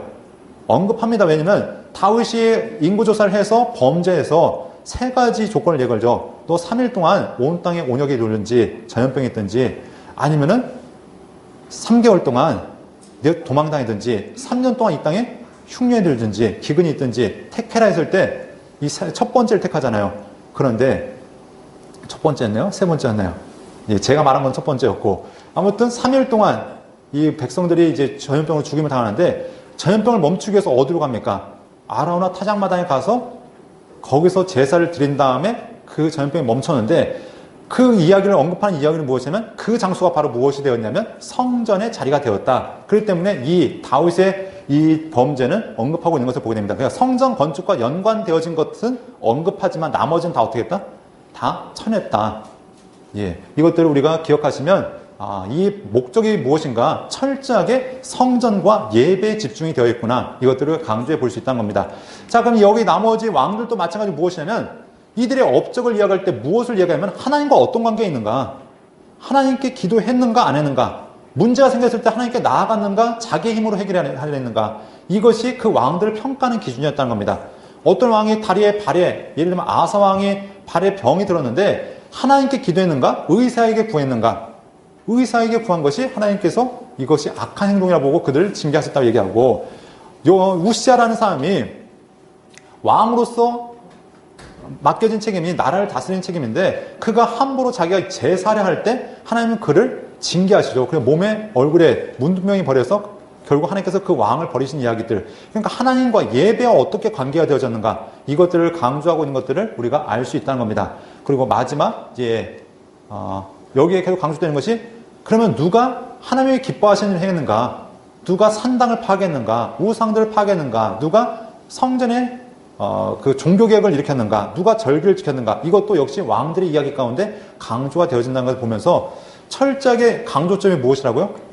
예배 중심, 성전 중심, 하나님과 어떤 관계에 있었는가? 이것으로 이 왕들을 평가하셔야 된다는 것들을 우리가 볼 수 있습니다. 그리고 거기에 쭉 밑바닥에 깔려있는 것이 무엇이냐? 다윗의 언약. 하나님께서 다윗의 언약을 어떻게 이끌어 가시는가? 이것도 보셔야 됩니다. 그러면 이제부터 본격적으로 이제 내용에 들어가야 되는데, 자, 우리 역대기가 3시 반에 끝나야죠. 50분 동안 이제 함께 이야기를 보도록 하겠습니다.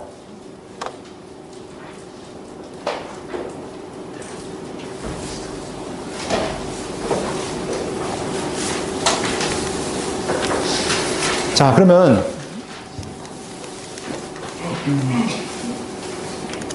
우리가 이제 첫 번째 지파 이전 세대의 계보를 함께 먼저 보도록 하겠습니다. 자, 지파 이전 세대는 아까 얘기했듯이 아브라함부터 시작하게 되죠. 아브라함부터 시작해서 되어지는데 성경을 보시면은 여러분 아브라함부터 누가 이제 특별히 강조가 되어지냐면 여기에 에돔 족속이 강조가 되어진 것을 보게 됩니다. 그러니까 이스라엘의 자손 가운데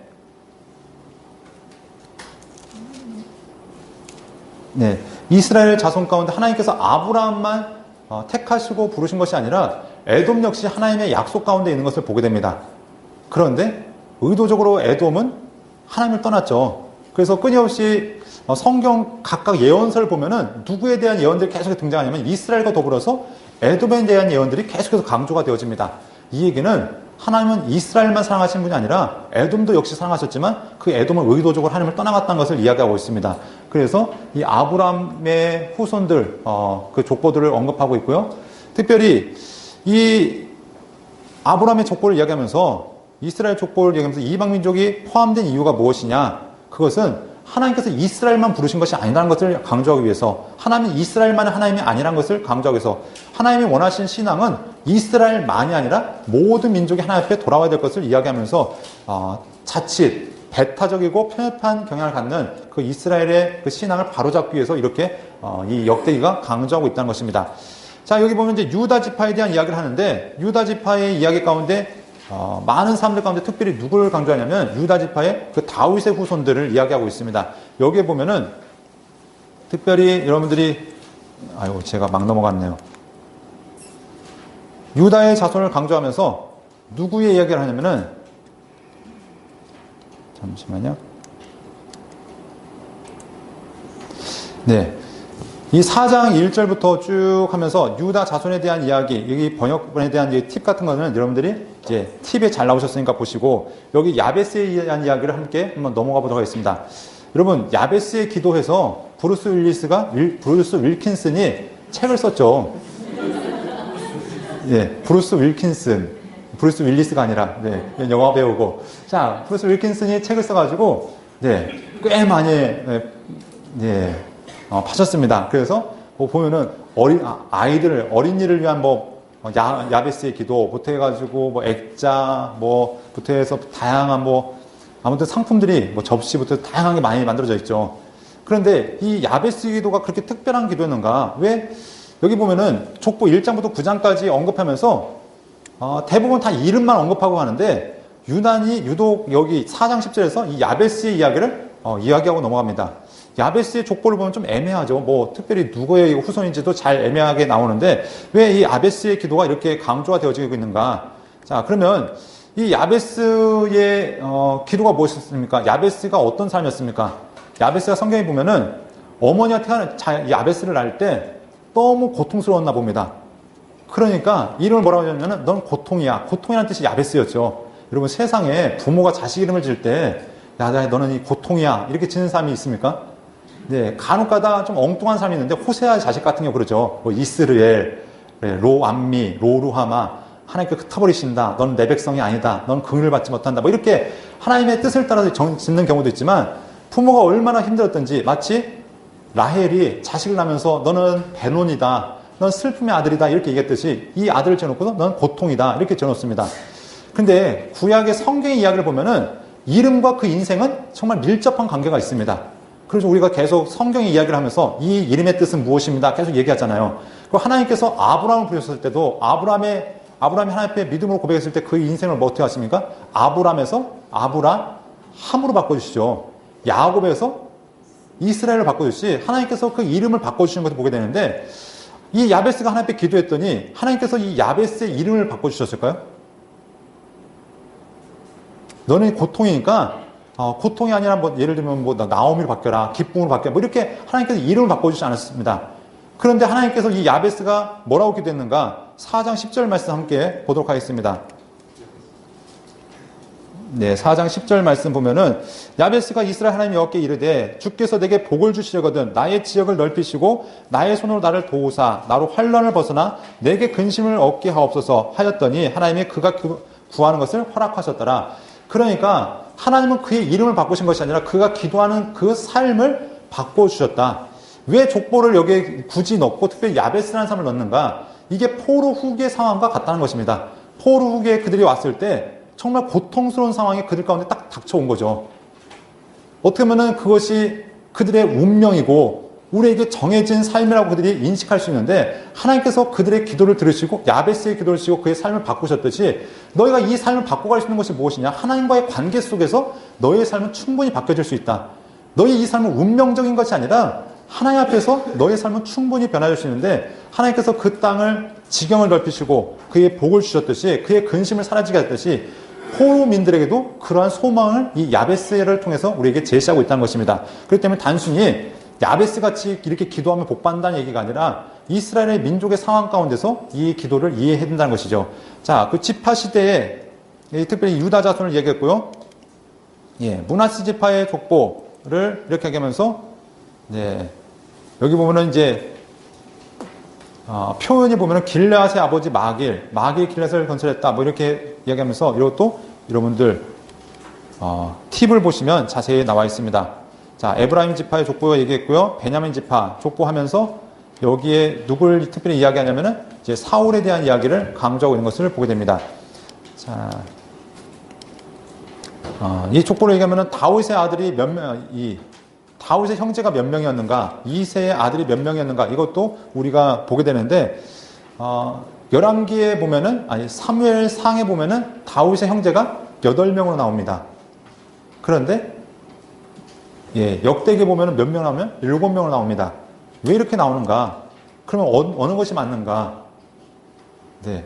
둘 중에 하나가 맞겠죠. 8명이든가 7명이든가. 그런데, 나왔다가 지금 7명 있다가 8명 늘어날 일은 없고 8명인데 1명이 줄어들 그런 가능성이 있겠죠. 그러니까 여기에 대한 설명이 여러 가지가 붙겠지만 첫 번째, 이 역대기라는 책이 무엇을 강조하고 있는가? 하나님과의 관계 속에서 완전함이라는 것을 표현하기 때문에 숫자적인 의미로도 많이 강조가 되는 것을 보게 됩니다. 그래서 3이라든가 아니면은 완전함, 사방을 인정하는 4라든가 7이라든가 10이라든가 10이라든가 이런 숫자들을 의도적으로 적고 있는 것을 보게 됩니다. 그래서 다윗이, 하나님께 택하신 다윗도 단순하게 8번째 막내가 아니라 몇 번째인가? 7번째 아들로서 표현하면서 하나님께서 세우신 다윗이 완전합니다. 이렇게 표현되어지고 있는 것들을 우리가 생각해 볼 수 있습니다. 네, 이 족보 이야기는 여러분들 팁들을 여기 보시면은 자세하게 나와 있으니까 이것들 한번 쭉 넘겨보도록 하겠고요. 자, 네, 이제 족보 시대 이후의 계보에 대해서 이제 함께 또 보도록 하는데요. 이제 포로 생활에서 돌아온 백성들에 대해서 언급하고 있습니다. 자, 여기에 보면은 특징적인 한 사람이 나오는데 누구냐면 바로 느디님 사람들이라고 등장하고 있습니다. 느디님은 거룩고 구별되었다라고 얘기하는데 제가 어제 여호수아 얘기를 하면서 기브온 족속을 얘기를 한번 했습니다. 기브온 족속이 이방 민족이었지만 이들이 어떻게 되어졌는가? 하나님의 성전의 종으로 하나님께서 이제 이들을 부르셨고 거기서 물 깃고 장작 패는 일을 하게 하셨다라고 말씀드렸습니다.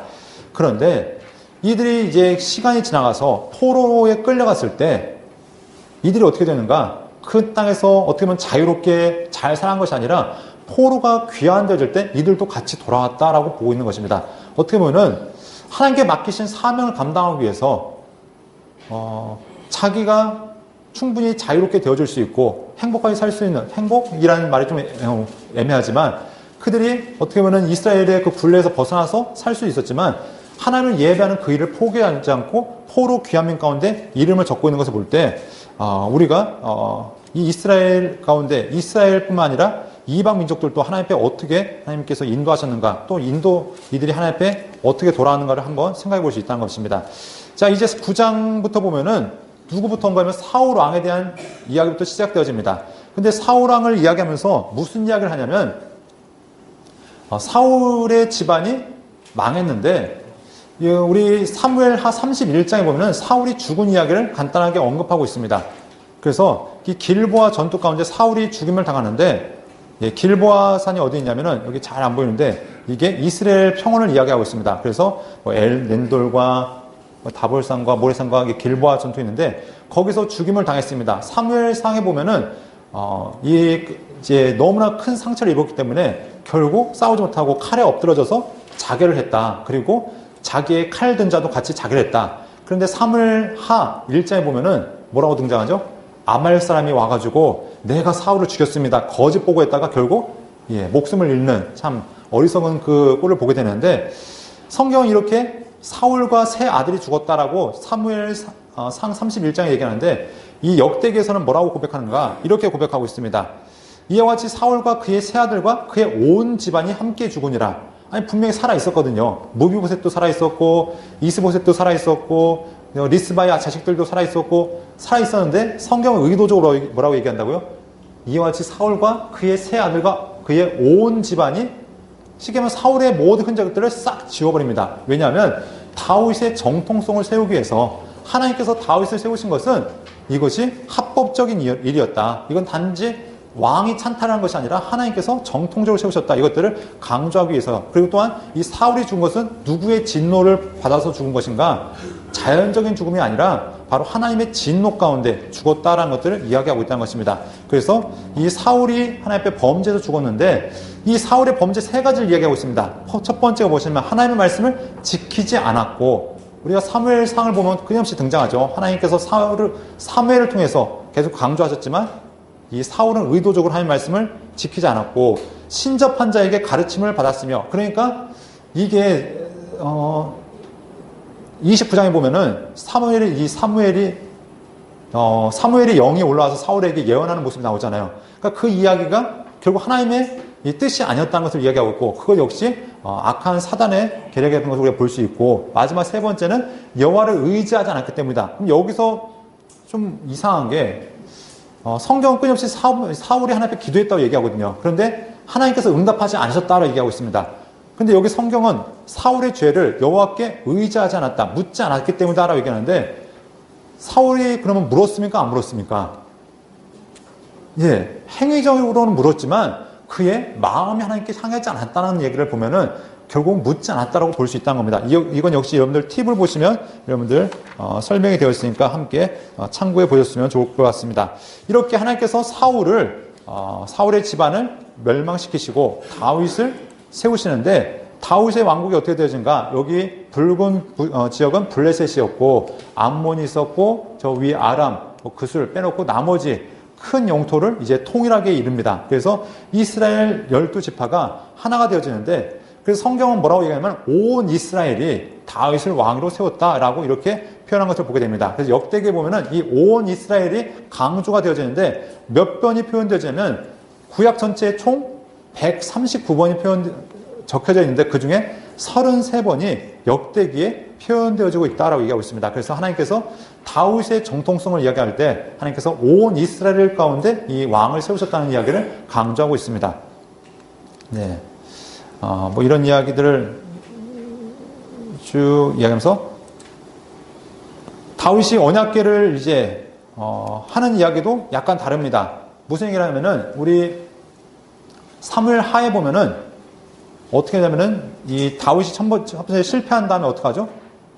이제 오베데돔의 집에 맡겼다가 이제 3달 만에 다시 찾아오는데, 이 역대기에 보면은 어떤 이야기로 등장하냐면은, 여러분 다시 한번 보시면 이 오베데돔의 집에 복을 내리신 다음에 다시 언약궤를 예루살렘에 모읍니다. 그때 누가 주축이 되어지냐면 바로 레위 사람들과 제사장이 주축이 되어지는 것을 보게 됩니다. 그리고 다윗과 이스라엘 장로들과 모든 백성들이 함께 가서 이것들을 가져오는 것을 보게 됩니다. 그래서 이스라엘 모든 이들이 함께 다윗과 연합해서 이 언약궤를 가져왔다라고 하면서 이 다윗이 언약궤를 옮긴 이 일들을 이야기하고 있는데요. 이 언약궤가 원래는 어디에 있어야 되냐면은 성막과 함께 있어야 되는 것이 언약궤입니다. 그런데 이 언약궤와 지금 성막이 따로 분리가 되어져 있죠. 지금 성막은 어디에 있냐면 기브온에 있습니다. 그리고 기브온 산당에서 예배드렸던 이유가 무엇이냐면 기브온에 언약궤가 있었고 기브온에 성막이 있었기 때문에, 또 그 앞에 제단이 컸기 때문에 거기서 제사를 드렸던 것이고, 지금까지는 어떻게 합니까? 언약궤가 빼앗겼다가 기란야림에 있다가 또 에돔의 집에 갔다가 이제 다윗에게 오게 되는데, 이 언약궤는 계속해서 이제 성전이 지어지기까지 이동을 하게 되는 것을 보게 됩니다. 자, 그런데 이 다윗이 이 언약궤를 위해서 무엇을 하냐면 장막을 따로 준비합니다. 그래서 예루살렘에 장막을 치고 이 언약궤를 옮겼던 것, 그리고 단지 언약궤만 준비한 것이 아니라 이 모든 제사 제도를 누가 완성하냐면 이 다윗이 완성합니다. 그래서 제사장과 레위 사람들을 24반열로 나누고, 그리고 하나님을 찬양할 수 있도록 계속해서 이 세우는 일, 이것들을 바로 이 다윗이 하게 된 것을 보게 됩니다. 그래서 우리 예언서와 더불어서 사도행전, 갑자기 이제 막 헷갈리는데, 사도행전에 보면은 예루살렘 공유회 때 이런 고백을 하죠. 야고보 사도가 하나님께서 다윗의 무너진 장막을 세우실 것이다 라는 이런 고백을 하게 됩니다. 그러니까 하나님의 언약궤가 거했던 수많은 장소가 있었죠. 다윗 모세의 성막이 있었고, 또 그 후에 다윗의 이 장막이 있었고, 수룹바벨의 성전이 있었고, 그 전에 솔로몬의 성전이 있었고, 헤롯의 성전이 있었고, 수많은 성전과 성막이 있었는데, 하나님께서 가장 추억하셨던 것이 언제였는가? 바로 다윗이 세웠던 장막을 하나님께서 가장 기뻐하셨고, 그것을 가장 추억하신다 말씀하시는데, 그렇게 할 수밖에 없었던 이유가 바로 다윗이 전심으로 하나님을 예배하기 위해서 힘썼던 것들을 우리가 이제 그 후에 내용들을 보면 우리가 알 수 있다는 것입니다. 다윗이 이 하나님의 언약궤가 오는 것이 얼마나 기뻤던지 하나님 앞에 모든 백성들과 함께 찬양을 하고 또 그 뒤에 보면은 이때 찬양이 바로 어디에 적혀있냐면 시편 96편, 105편, 106편 뭐 이렇게 각각 이런 찬양들을 통해서 하나님 앞에 나아가는 것들을 우리가 보게 됩니다. 자, 그리고 기브온에서 하나님 앞에 제사 드린 이야기, 이런 이야기가 있고요. 자, 이렇게 언약궤를 옮긴 다음에 하나님께서 무슨 얘기를 하시냐면 다윗과 언약을 맺으시죠. 그러면서 하나님께서 8절에 봤더니 내가 어디로 가든지 내가 너와 함께 있어 내 모든 대적을 내 앞에서 멸하였은즉 세상에서 존귀한 자들의 이름 같은 이름을 내게 만들어 주리라 하면서 내가 또 내 백성 이스라엘을 위하여 한 곳을 정하여 그들을 심고 그들이 그곳에 거주하면서 다시는 옮겨가지 아니하게 하며 악한 사람들에게 전과 같이 그들을 해치지 못하게 하여. 그래서 하나님께서 성전을 지을 소망을 이제 다윗에게 주시는 것을 보게 됩니다. 그러면서 하나님께서 또한 그 후손에 대한 약속도 하시죠. 그리고 하나님께서 다윗을 통해서 한 왕조를 세우시고 그 씨를 통해서 하나님께서 경고하게 하시는데 첫 번째 이 약속은 솔로몬을 통해서 이루어졌고 두 번째는 예수 그리스도를 통해서 완성되어졌죠. 그러니까 1차적으로는 그 아들 솔로몬에 대한 약속이었고 두 번째는 앞으로 오실 메시아에 대한 약속이 이 다윗의 언약 가운데 등장한 것을 보게 됩니다. 그래서 이 집도 마찬가지로 첫 번째는 성전을 의미할 것이고 두 번째는 예수 그리스도를 통해서 세워질 온전한 그 교회에 대한 이야기가 또한 이야기가 되어질 것입니다. 그래서 14절 말씀해 봤더니 이렇게 얘기합니다. 내가 영원히 그를 내 집과 내 나라에 세우리니 그의 왕위가 영원히 견고하리라 하셨다 하라. 네, 하면서 다윗의 언약이 이렇게 선포되어집니다. 자, 그렇다면 이 다윗이 이제 그에 맞춰서 하나님 앞에 이제 기도하는 이야기가 등장하고요. 이제 다윗의 업적들을 이제 언급하고 있습니다. 다윗의 이제 승전 기록들 이야기하면서 우리가 사무엘하에 나왔던 이야기를 언급하고 있는데 여기에 보면은 사무엘하 같은 경우는 다윗의 업적을 쭉 이야기한다면 곧바로 무슨 얘기가 나오냐면 다윗의 그 실패에 대한 이야기가 등장했다면 이 역대기에서는 그 다윗의 실패와 실수에 대한 이야기가 의도적으로 사라져 있습니다.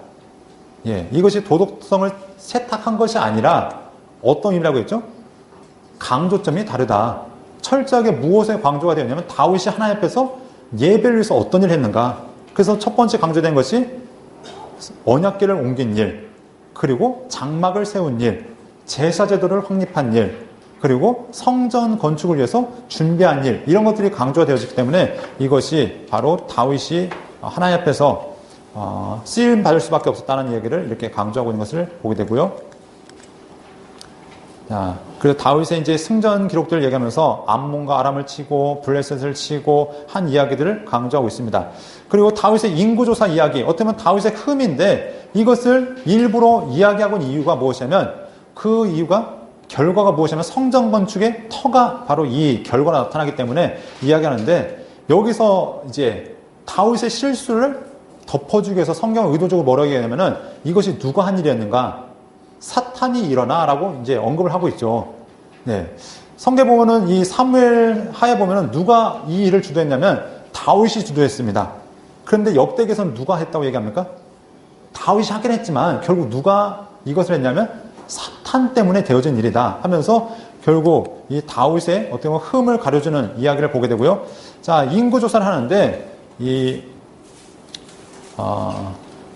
우리 지도를 보면은 이 요단강 동쪽과 서쪽을 통틀어서 저 시돈부터 쭉 이제 통틀어서 하고 있는 것들을 우리가 볼 수 있습니다. 그런데 이 인구조사의 결과, 어떤 결과 나오냐면 전체 이스라엘이 110만 명입니다. 네. 칼을 뺄 만한 자가 110만 명이고 특별히 그 중에서 유다 지파가 47만 명입니다. 그런데 거기에 누구를 뺐습니까? 레위 지파와 베냐민 지파는 이제 계수하지 않았다라고 이렇게 이야기하고 있습니다. 그래서 이렇게 이야기하는데 하나님의 징계가 세 가지로 나타납니다. 3년 기근이든지 3달 도망하든지 아니면 3일 동안 전염병이 돌든지 다윗은 결국 그 전염병을 택하고 백성들이 이제 죽는 그런 이제 끔찍한 일들이 있죠. 그런데 이 징계를 멈추기 위해서 하나님 이 다윗이 어떻게 하는가? 결국 아라우나 타작마당 그곳에서 이제 하나님의 천사를 만나고 그곳에 제사를 드림으로 이것들을 마무리하는데, 여기 보면은 이제 사무엘서와 역대기서가 약간 이 금액의 차이가 있습니다.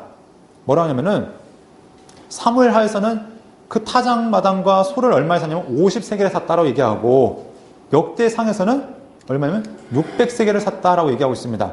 그러면 어떤 금액이 맞을 것인가? 이렇게 역대기하고 사무엘상하를 비교하다 보면은 충돌되어지는 내용들이 여러 군데가 있습니다.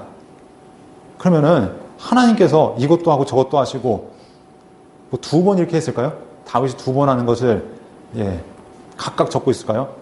아니겠죠. 우리가 이렇게 적혀 있으면은 분명히 의도가 있다는 것이죠. 성경이 분명히 섞여있다면은, 쓰여졌다면은, 이 역대기 같은 경우는 무엇을 이미 기반으로 쓰였냐면은 사무엘상하, 열왕기상하를 이미 텍스트로 해서 이 역대기를 쓰고 있습니다.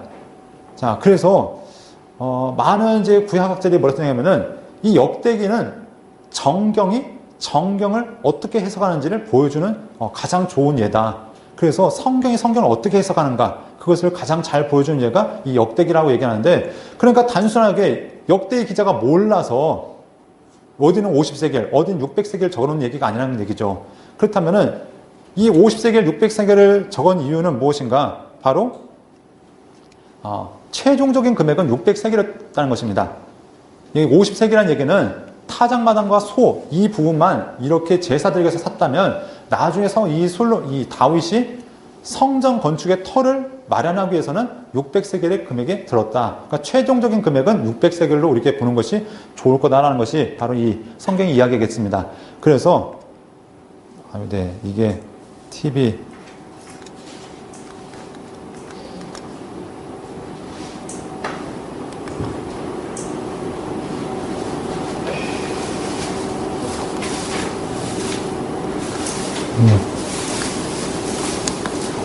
제가 이걸 잘못 돌려가지고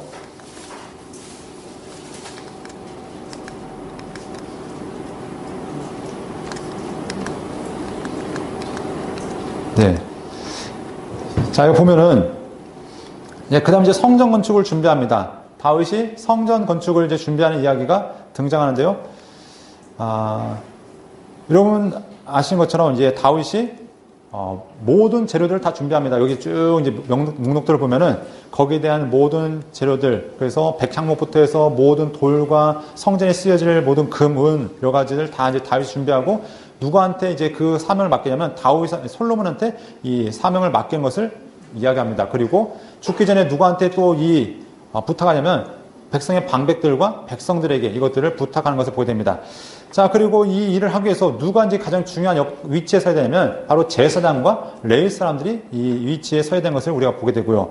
자, 그리고 성전 건축을 위해서 관원들을 이제 임명한 이야기도 있습니다. 자, 그래서 부탁하는 이야기가 여기에 나와 있고요. 자, 이 다윗 얘기만 하다 보면은 시간이 다 갈 것 같아서 빨리빨리 넘어가야 될 것 같습니다. 다윗의 묘가 이렇게 있고요. 자, 이제 드디어 솔로몬이 나왔습니다. 드디어 이제 역대 상이 드디어 끝나고 역대해에 들어와 있는데, 아직 이제 36장이 남았는데 시간은 30분 남았습니다. 이 솔로몬이 왕에 등극했습니다. 여러분, 하나님 앞에 이 솔로몬이 기도한 것이 무엇이었는가? 하나님 앞에 백성을 다스릴 수 있는 지혜를 구해서 하나님께서 부어주셨는데, 이렇게 이제 솔로몬이 왕으로 세워졌는데, 이 역대기의 관점은 무엇이냐? 솔로몬의 가장 중요한 업적은 무엇이냐? 바로 성전 건축이다. 이것들을 강조하고 있죠. 그래서 하나님께 이 솔로몬의 기도와 더불어서 이 모든 부귀 영화를 주신 목적도 하나님을 바로 예배할 수 있는 목적을 주셨다. 자, 성전 건축이 되어집니다. 그래서 성전 건축 준비를 하는데, 모든 준비는 이미 다 누가 해줬습니까? 아버지가 이미 해줬고, 이제 이 일들을 진행한 것이 바로 솔로몬의 사역인데, 이것은 지금 이스라엘에 가시면은 이 모형이 있습니다. 이 뒤에도 배경이 있는데, 우리 어떤 훌륭하신 목사님께서 뒤에 배경을 싹 지워버리고 이게 모형을 만드셨는데, 이게 헤롯의 모형, 성전의 모형인데, 이거보다 더 화려했겠죠. 왜냐하면 온갖 금으로 덕지덕지 다 발라놨으니까 아주 반짝반짝 빛나는 아마 성전으로 이렇게 지어졌을 걸로 보여지고 있고요. 자, 성전을 하나님 앞에 이제 봉헌하는 이야기. 자, 여기가 이제 중요하죠. 언약궤를 하나님의 그 지성소로 옮기고 하나님의 영광이 이제 드러납니다. 그래서 이 반열을 따라서 하나님을 섬기는 이야기들이 있고, 이거를 그냥 넘겨야 되겠네요. 자, 그리고 하나님의 언약궤가 들어갔을 때 거기에 하나님의 영광이 가득했다라고 얘기하고 있습니다. 우리가 이제 보게 될 이야기가 많은 기도가 있지만 이 기도만 우리가 보고 넘어가도록 하겠습니다. 자, 여기 자 보면은 이제 하나님께서 솔로몬에게 하신 말씀이 무엇이냐면, 하나님께서 다윗과 언약을 맺으셨던 것처럼 내가 너와 다시 언약을 맺겠다고 말씀하시죠. 그리고 그 후손들과 언약을 맺으십니다. 내가 내 나라 왕위를 견고하게 하되 전에 내가 내 아버지 다윗과 언약하기를 이스라엘 다스릴 자가 끊어지지 아니하리라 한 그 한대로 하나님께서 말씀하십니다. 그래서 솔로몬에게 이제 그 약속을 하시는데, 우리 이 기도 가운데 여러분들 보시면 내 이름으로 일컫는 내 백성이 하는 이런 기도 제목이 있죠. 우리 찬양도 있잖아요. 내 이름으로 일컫는 내 백성.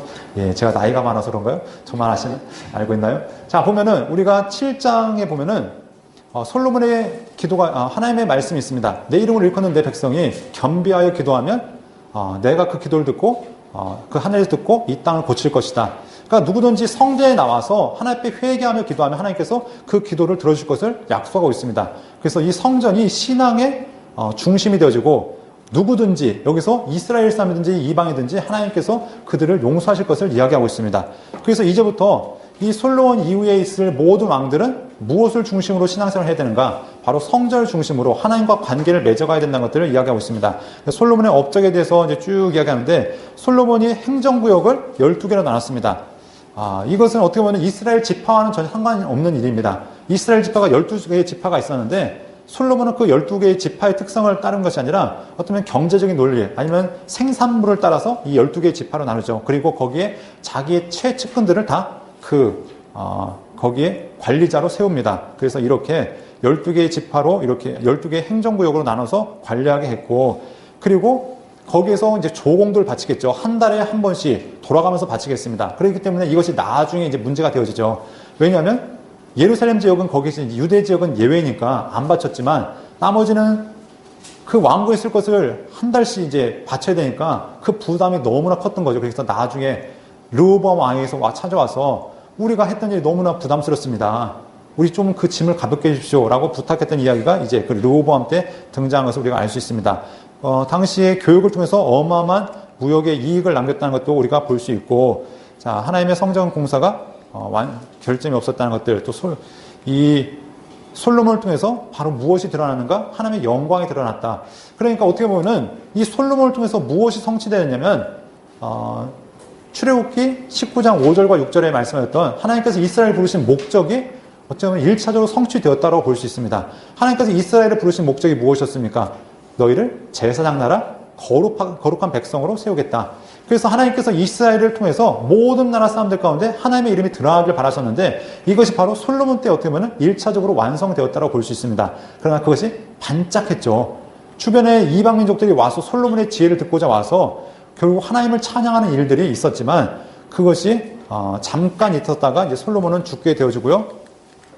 이제 드디어 이제 이 르호보암부터 이 수명의 왕들이 시작되어집니다. 첫 번째 왕이 르호보암. 아버지가 그렇게 지혜롭길 바랐는데, 그리 지혜롭지 못했던 것을 우리가 보게 됩니다. 그래서 이 백성의 관원들이 와서, 백성의 장로들이 와서 우리의 짐을 좀 가볍게 해주십시오라고 했을 때 그 요청을 거절하죠. 나이든 신하들의 이야기보다는 자기와 함께 자라났던 젊은 자들의 이야기를 듣고서 결국 백성이 지파가 나눠지는 그 일들을 바로 이 르호보암 때 이루어지게 됐던 걸 보게 되고요.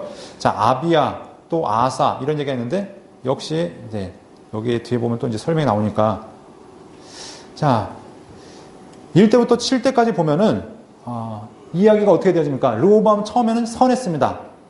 하나님 앞에 겸손하고 하지만 결국 그가 교만했을 때 어떻게 합니까? 하나님께서 이스라엘을 징계하시는데 애굽 왕 시삭이 쳐들어와서 징계하기도 했고, 하지만 하나님께서 이 르호보암이 겸비했을 때 그를 하나님께서 그날을 돌봐주셨고, 아비야 역시 아버지를 따라서 좀 선했지만 마지막은 악했던 왕이고, 아사도 하나님 앞에 선하고 종교개혁도 일으키려 했지만 마지막에 자기의 병이 걸렸을 때 하나님께 묻지 아니하고 그 의사들에게 구했을 때 결국 하나님 앞에 징계를 들었던 왕이었고, 여호사밧 선한 왕입니다. 그러나 지혜롭지 못한 왕이었습니다.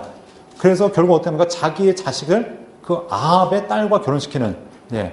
그래서 이세벨의 딸이었던 아달랴와 결혼을 시켜서 여호람과 아달랴가 결혼을 하고 그 후에 자식이 누가 낳죠? 네, 아하시아와 그 후손들이 낳게 되어지는데 결국 자기는 선했지만 이스라엘을 남유다를 악의 구렁텅이로 몰아넣었던 사람이 이 여호사밧이었던 것을 보게 됩니다. 그러나 하나님의 평가는 일단은 신앙을 끝까지 유지했던, 그리고 위기 때마다 하나님 앞에 기도했고 찬양대를 앞세워서 그 모압의 모든 군대를 물리쳤던 이 사람이 바로 여호사밧이었던 걸 보게 되고요. 여호람, 네, 결국 어머니가 부인이 악했더니 어떻게 됩니까? 아버지는 선했지만 부인 따라서 그 아합의 신앙을 받아들이고 악했던 왕, 악하고 악했고요. 아하시아, 외할머니, 외할아버지, 어머니, 예, 그 신앙을 따라서 결국 악하고 악했던. 하지만 이스라엘은 어떻게 합니까? 가장 어떤 평온한 시기였습니다. 왜냐하면 이스라엘과 동맹했기 때문에, 북이스라엘과 동맹하는 시기였기 때문에 이스라엘과는 관계가 어떻게 보면 선했던 시기일 수는 있지만 악했던 시기였던 것을 보게 되고, 아달랴 역시 악하고 악합니다. 우리가 열왕기를 통해서 보았듯이 자기 손주를 싸그리 죽여버리고 왕이 되렸던 그 사람이 바로 이 아달랴였습니다. 결국 6년 왕하고 처형을 당했던, 죽음을 당했던 사람이 바로 이 왕이었던 것을 보게 됩니다. 자, 왕궁에 이제 이렇게 되어지는데, 네, 이게 제가 PPT를 잘못해가지고, 네, 이렇게 되는데, 여러분 이해해 주시고요. 자, 결국 이렇게, 그 다음 요아스부터 요담까지 이제 평가가 어떻게 되어지는가? 요아스는 여호야다 제사장, 다시 말해서 고모부의 신앙의 지도 아래 바르게 이제 자라가기 시작하죠. 그래서 선했고, 그 아들 아마샤, 처음엔 선했지만 마지막 교만해서 하나님께 버림받았던 왕이었고요. 우시야, 처음에 하나님 앞에 선했지만 역시 어떻게 되어집니까? 마지막에 교만해서 하나님 앞에 예배드리를 하다가 악했던 왕으로 전락했던 것이 바로 우시야 왕이었습니다. 요담은 그래도 평가가 선했던 왕으로 나타나고 있는데, 이 요담은 아버지가 결국 이렇게 폐해가 됐을 때 아버지와 공동통치, 다른 얘기로는 섭정을 했던 왕이었습니다. 그래서 이 선했던 왕으로 이렇게 표현되어지고 있는 것을 보게 됩니다. 그래서 요아스 평가, 아까 얘기했던 것처럼 하나님 앞에 처음에 선하게 살았지만 마지막에 악했는데, 어떻게 악했는가? 네, 여호야다 제사장이 죽은 다음에 그가 우상을 섬기고 또 이스라엘을 악의 구렁텅이로 몰고 왔을 때 그 여호야다 제사장의 아들이었던 스가랴 선지자가 어떻게 합니까? 그 잘못을 책망하죠. 그랬더니 그 삶을 돌이키기보다 그 스가랴 선지자를 죽였던 것, 이것이 바로 요아스였습니다. 결국 암살당하는 것, 이 요아스의 마무리였고요. 자, 아마샤, 하나님 앞에 처음에 정직하게 행했습니다. 그러나 마지막에 어떻게 합니까? 그가 하나님 앞에 교만하는데, 특별히 이방을 정복하고서 어떻게 하면 그 나라의 신을 가져다가 섬겼던 것, 그리고 마지막 그 북이스라엘에게 이제 시비를 걸죠. 당시 왕이었던 요아스 왕에게, 야, 우리 한번 붙어볼까? 그런데 요아스가, 야, 말리죠. 네가 감히 나한테 대드냐 하면서 말렸는데, 결국 대들었다가 이 나라가 거의 풍비박산 났던 그 마무리가 깔끔하지 않았던, 결국 마지막도 어떻게 됩니까? 암살당했던 왕으로 이렇게 평가가 되어지고 있습니다. 우시야, 처음에는 선했습니다. 하지만 마지막도 교만해서 하나님 앞에 자기가 제사드리려 했다가 이렇게 하나님 앞에 버림받았던 왕이었고요. 요담, 그가 아버지의 그 충격 때문인지 하나님의 성전에 들어가지 않았습니다. 하지만 그가 평가는 그냥 괜찮았다라는 평가로 이렇게 마무리되어졌지만, 백성들의 삶을 돌이키기에는 힘이 없었던 왕으로 이렇게 평가가 되어지고 있습니다.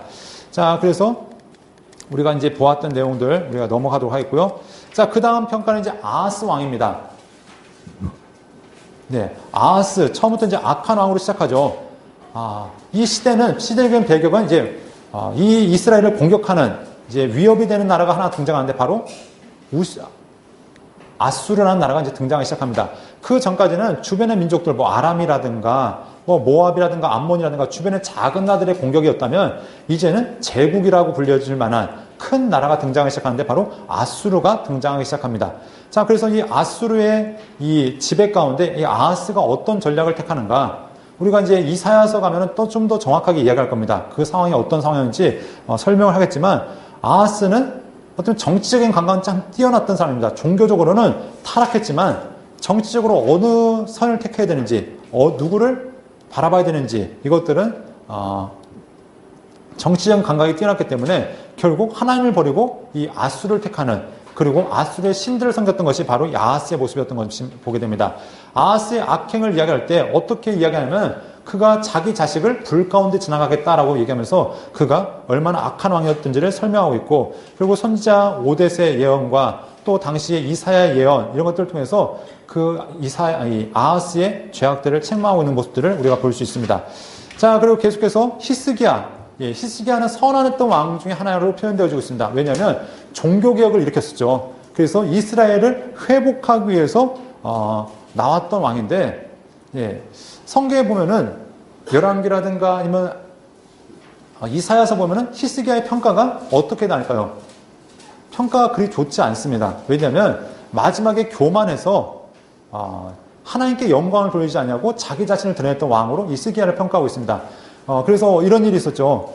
마지막에 그 바벨론 사신들이 와서 왕국의 모든 보물창고와 개인 창고를 다 본 다음에 간 다음에 하나님께서 이사야 선지자를 통해서, 왕이여 당신이 무슨 일을 하셨습니까? 당신이 보여준 모든 것들을 다 빼앗기게 될 것입니다. 심지어 당신의 후손들이 이 볼모로 잡혀 가게 될 것입니다. 이런 이제 예언들을 했을 때 당신의 후손들이 내시가 될 겁니다. 이런 얘기 했을 때 무슨 얘기냐면은, 내 때 이루어지지 않아지니 감사합니다. 이렇게 고백했던, 자기만 괜찮으면 된다는, 어떻게 보면은 참 이기적인 신앙을 보였던 것이 히스기야로 표현되어지고 있는데, 역대기에서는 그런 모습이 아니라 종교개혁을 일으켰던 왕으로, 또 유월절을 지켰던 왕으로, 온전한 유월절은 아니었지만 그래도 유월절을 지켰던 왕으로 이 히스기야를 평가하고 있는 것들을 보게 됩니다. 자, 그리고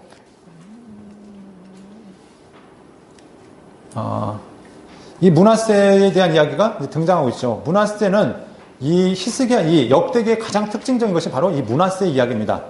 므낫세를 어떻게 평가하고 있냐면, 바로 므낫세가 악을 행해서 할아버지를 따라서 다 행했죠. 히스기야가 했던 모든 종교개혁을 다시 수포화시켰고, 할아버지를 따라서 다시 아세라 목산을 만들고 하늘의 1월 성신에게 절하고 경배하고 자식을 불 가운데 지나가게 하고, 이런 일을 했는데, 성경은 이제 그가 마지막에 어떤 일을 행했는가?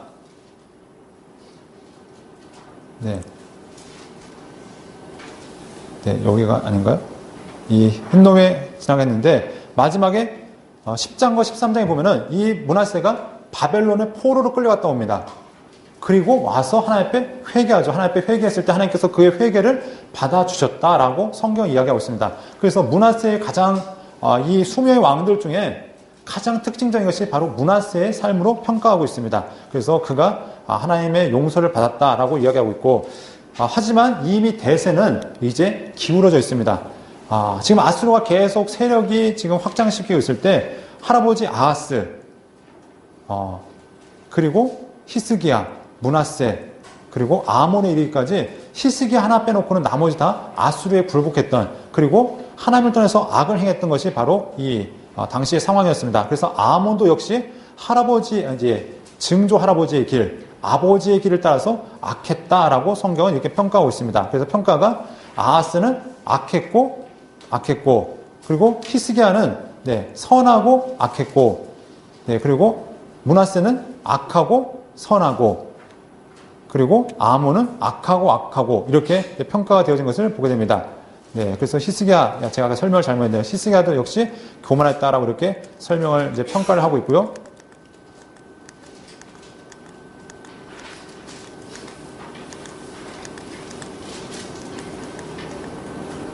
이제 드디어 이제 마지막 이야기가 이제 시작되었습니다. 자, 여기 보면은 요시야부터 이제 시드기야까지 이야기입니다. 자, 요시야는 이스라엘의 어떻게 보면 가장 큰 성군이었죠. 다윗 이래로 어떻게 보면 가장 믿음이 좋은 왕이었고, 우리 특별히 열왕기에 보면은 이 요시야에 대한 예언이 등장하고 있습니다. 여로보암이 이 우상을 이제 여로보암이 왕으로 세워졌을 때 당시 선지자가 얘기하죠. 선지자가 무슨 얘기냐면은 앞으로 유다 가운데 요시아라 이름하는 왕이 등장할 것이다 하면서 이 요시아라는 왕이 등장할 것이 이미 예언이 되어져 있었습니다.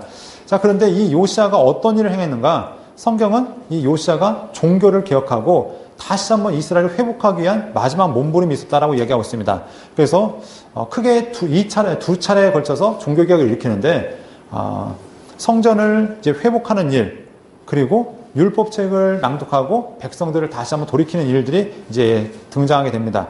자, 그런데 이 요시아가 하나님의 말씀으로 이 종교개혁을 일으키고 성전을 회복하고 종교개혁을 일으켜서 유월절을 지키고 모든 산당들을 다 제거해버리고 그런 일을 했는데 결국은 요시아의 마지막에 어떻게 되어지는가? 네, 당시 이제 아수르가 몰락의 길을 걷고 있습니다. 이제 아하스, 히스기야, 므낫세 시대에 아주 큰 위험을 드러냈던 이 아수르가 점점 세력이 약해지면서 이제 풍전등화 다시 말해서 바람 앞에 등불처럼 흔들린 상황 가운데 있을 때 급하게 이 아수르가 어디에 요청을 하면은 이 애굽의 바로에게 요청을 하는 거죠. 자, 우리 와서 도와주십시오. 와서 우리를 도우십시오라고 요청을 하고 있는데 이때 아수르의 대적자가 누구였냐면 메대와 바벨론이었습니다. 메대 연합군과 바로 이 바벨론이 함께 이제 아수르를 이제 공격하고 있었는데, 이제 바로가 아수르를 돕기 위해서 올라가는데, 지금 요시아가 지금 어떤 상황을 하고 있냐면, 종교개혁을 두 차례에 걸쳐서 종교개혁을 하는 동시에, 종교개혁만 한 것이 아니라, 아수르에게 빼앗겼던 땅도 이제 회복을 하고 있습니다.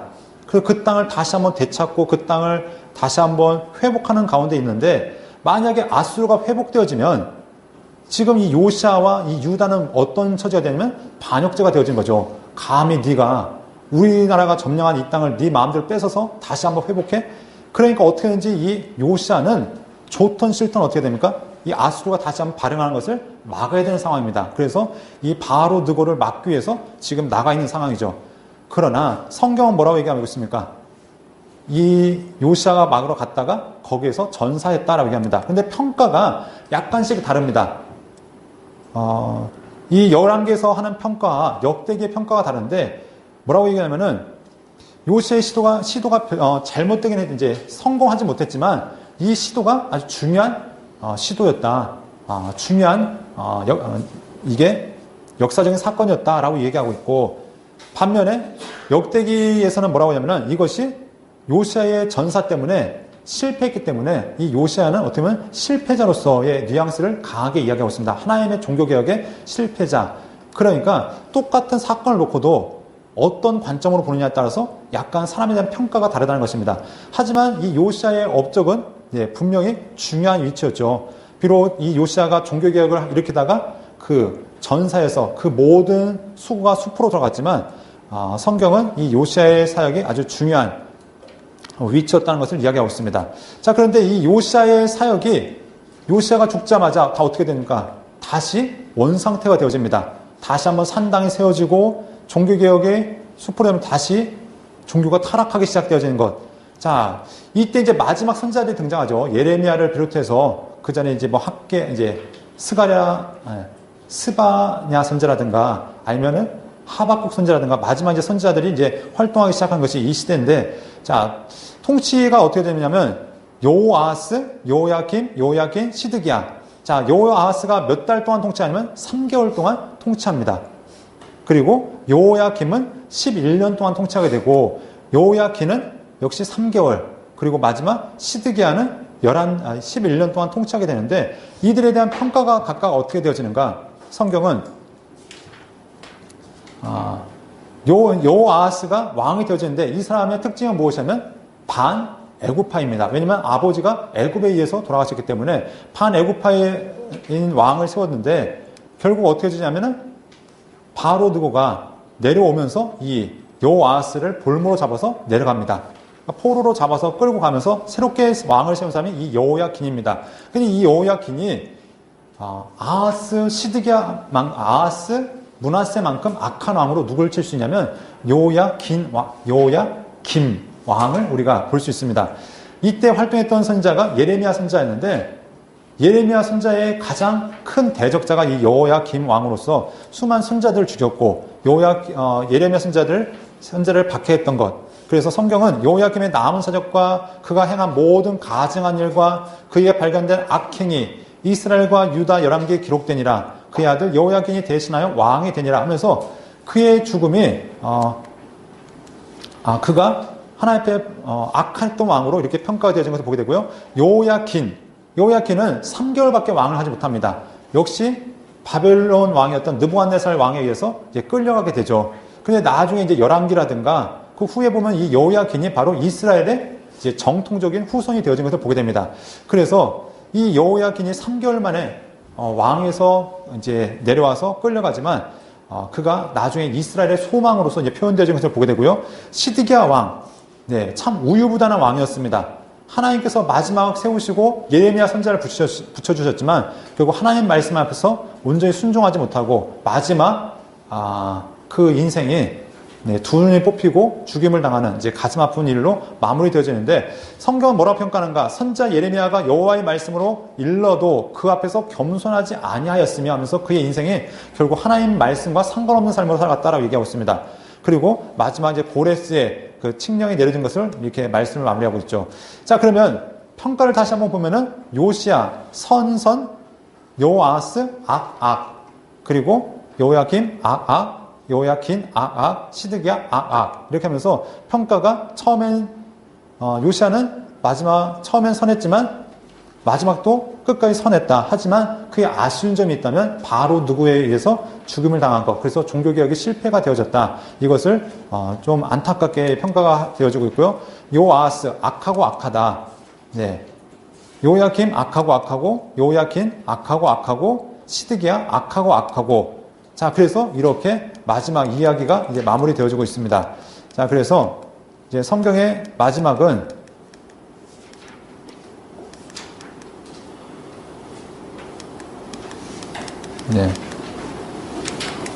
성경의 마지막은 이제 36장 22절과 23절로 이렇게 마무리되어지고 있습니다. 한번 마지막만 한번 읽어보도록 하겠습니다. 22절, 23절입니다. 시작.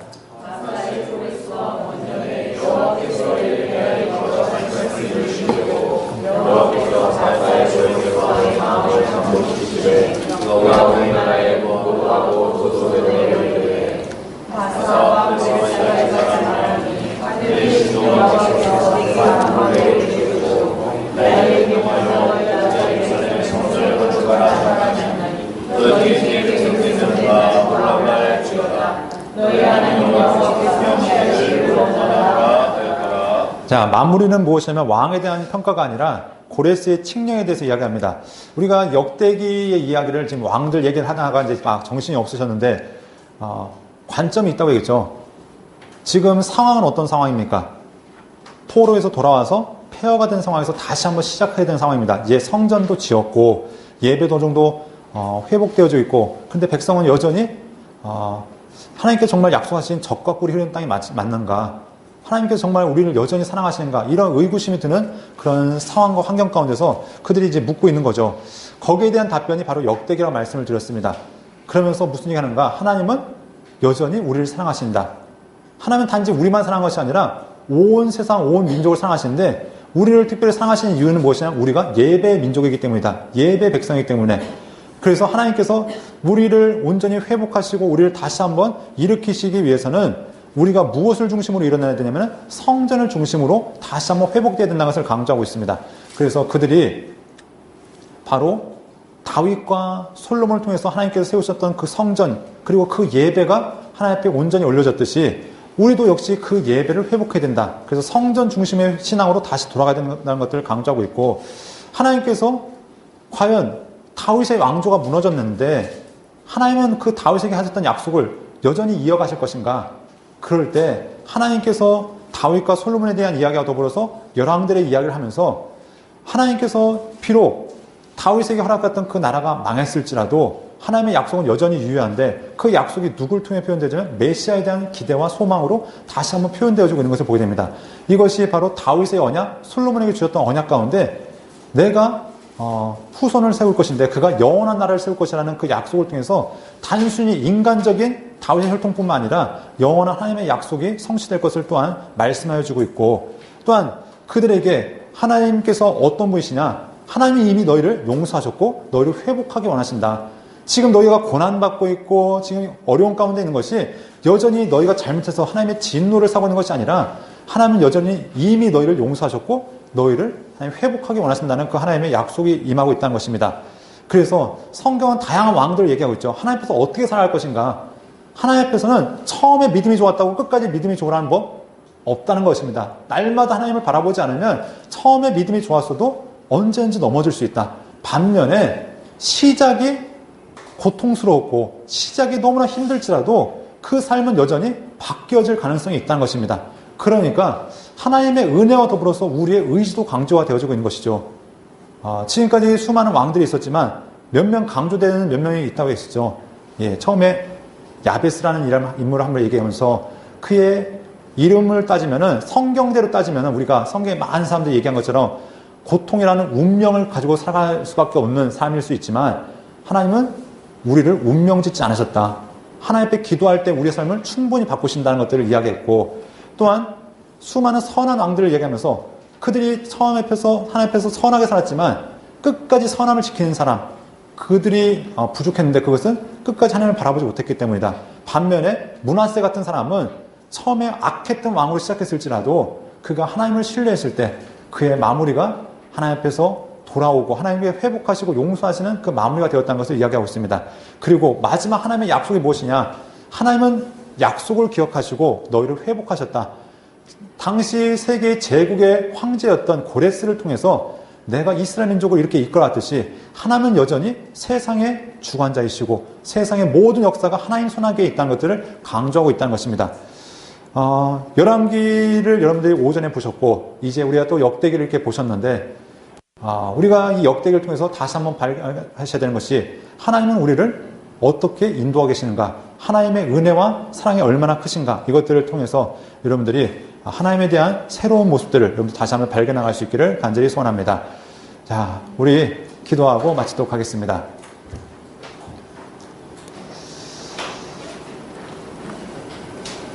사랑하는 하나님 감사합니다. 역대기를 통해서 언약을 지켜가시고 우리에게 은혜 베푸신 하나님에 대해서 함께 보았습니다. 하나님,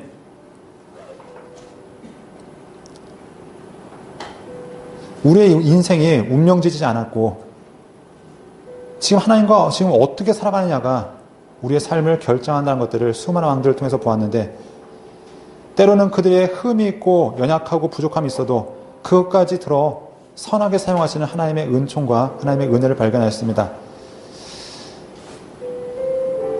하나님께서 이스라엘을 선하게 인도하셨듯이 여기에 모인 우리의 삶도 하나님께서 선하게 인도하셔서 지금 절망 가운데 있고 좌절하고 고통과 신음 가운데 있을지라도 충분히 우리의 삶이 하나님에서 바뀌어지고 변화되어질 수 있다는 것들을 항상 기억하며 살아가게 도와주옵소서. 앞으로도 인도하실 하나님, 성경을 통해서 우리에게 끊임없이 말씀하시면서 자신이 누구시며 우리에게 하나님께서 무엇을 하시려는지 보여주신 그 하나님을 우리가 발견하기 원합니다. 하나님의 크신 은혜와 그 사랑이 단지 머리의 지식이 아니라 우리의 가슴에 남아있는 하나님의 살아있는 역사가 될 수 있도록 도우시고 인도하여 주옵소서. 우리의 걸음을 인도하시는 예수 그리스도 이름으로 기도합니다. 아멘.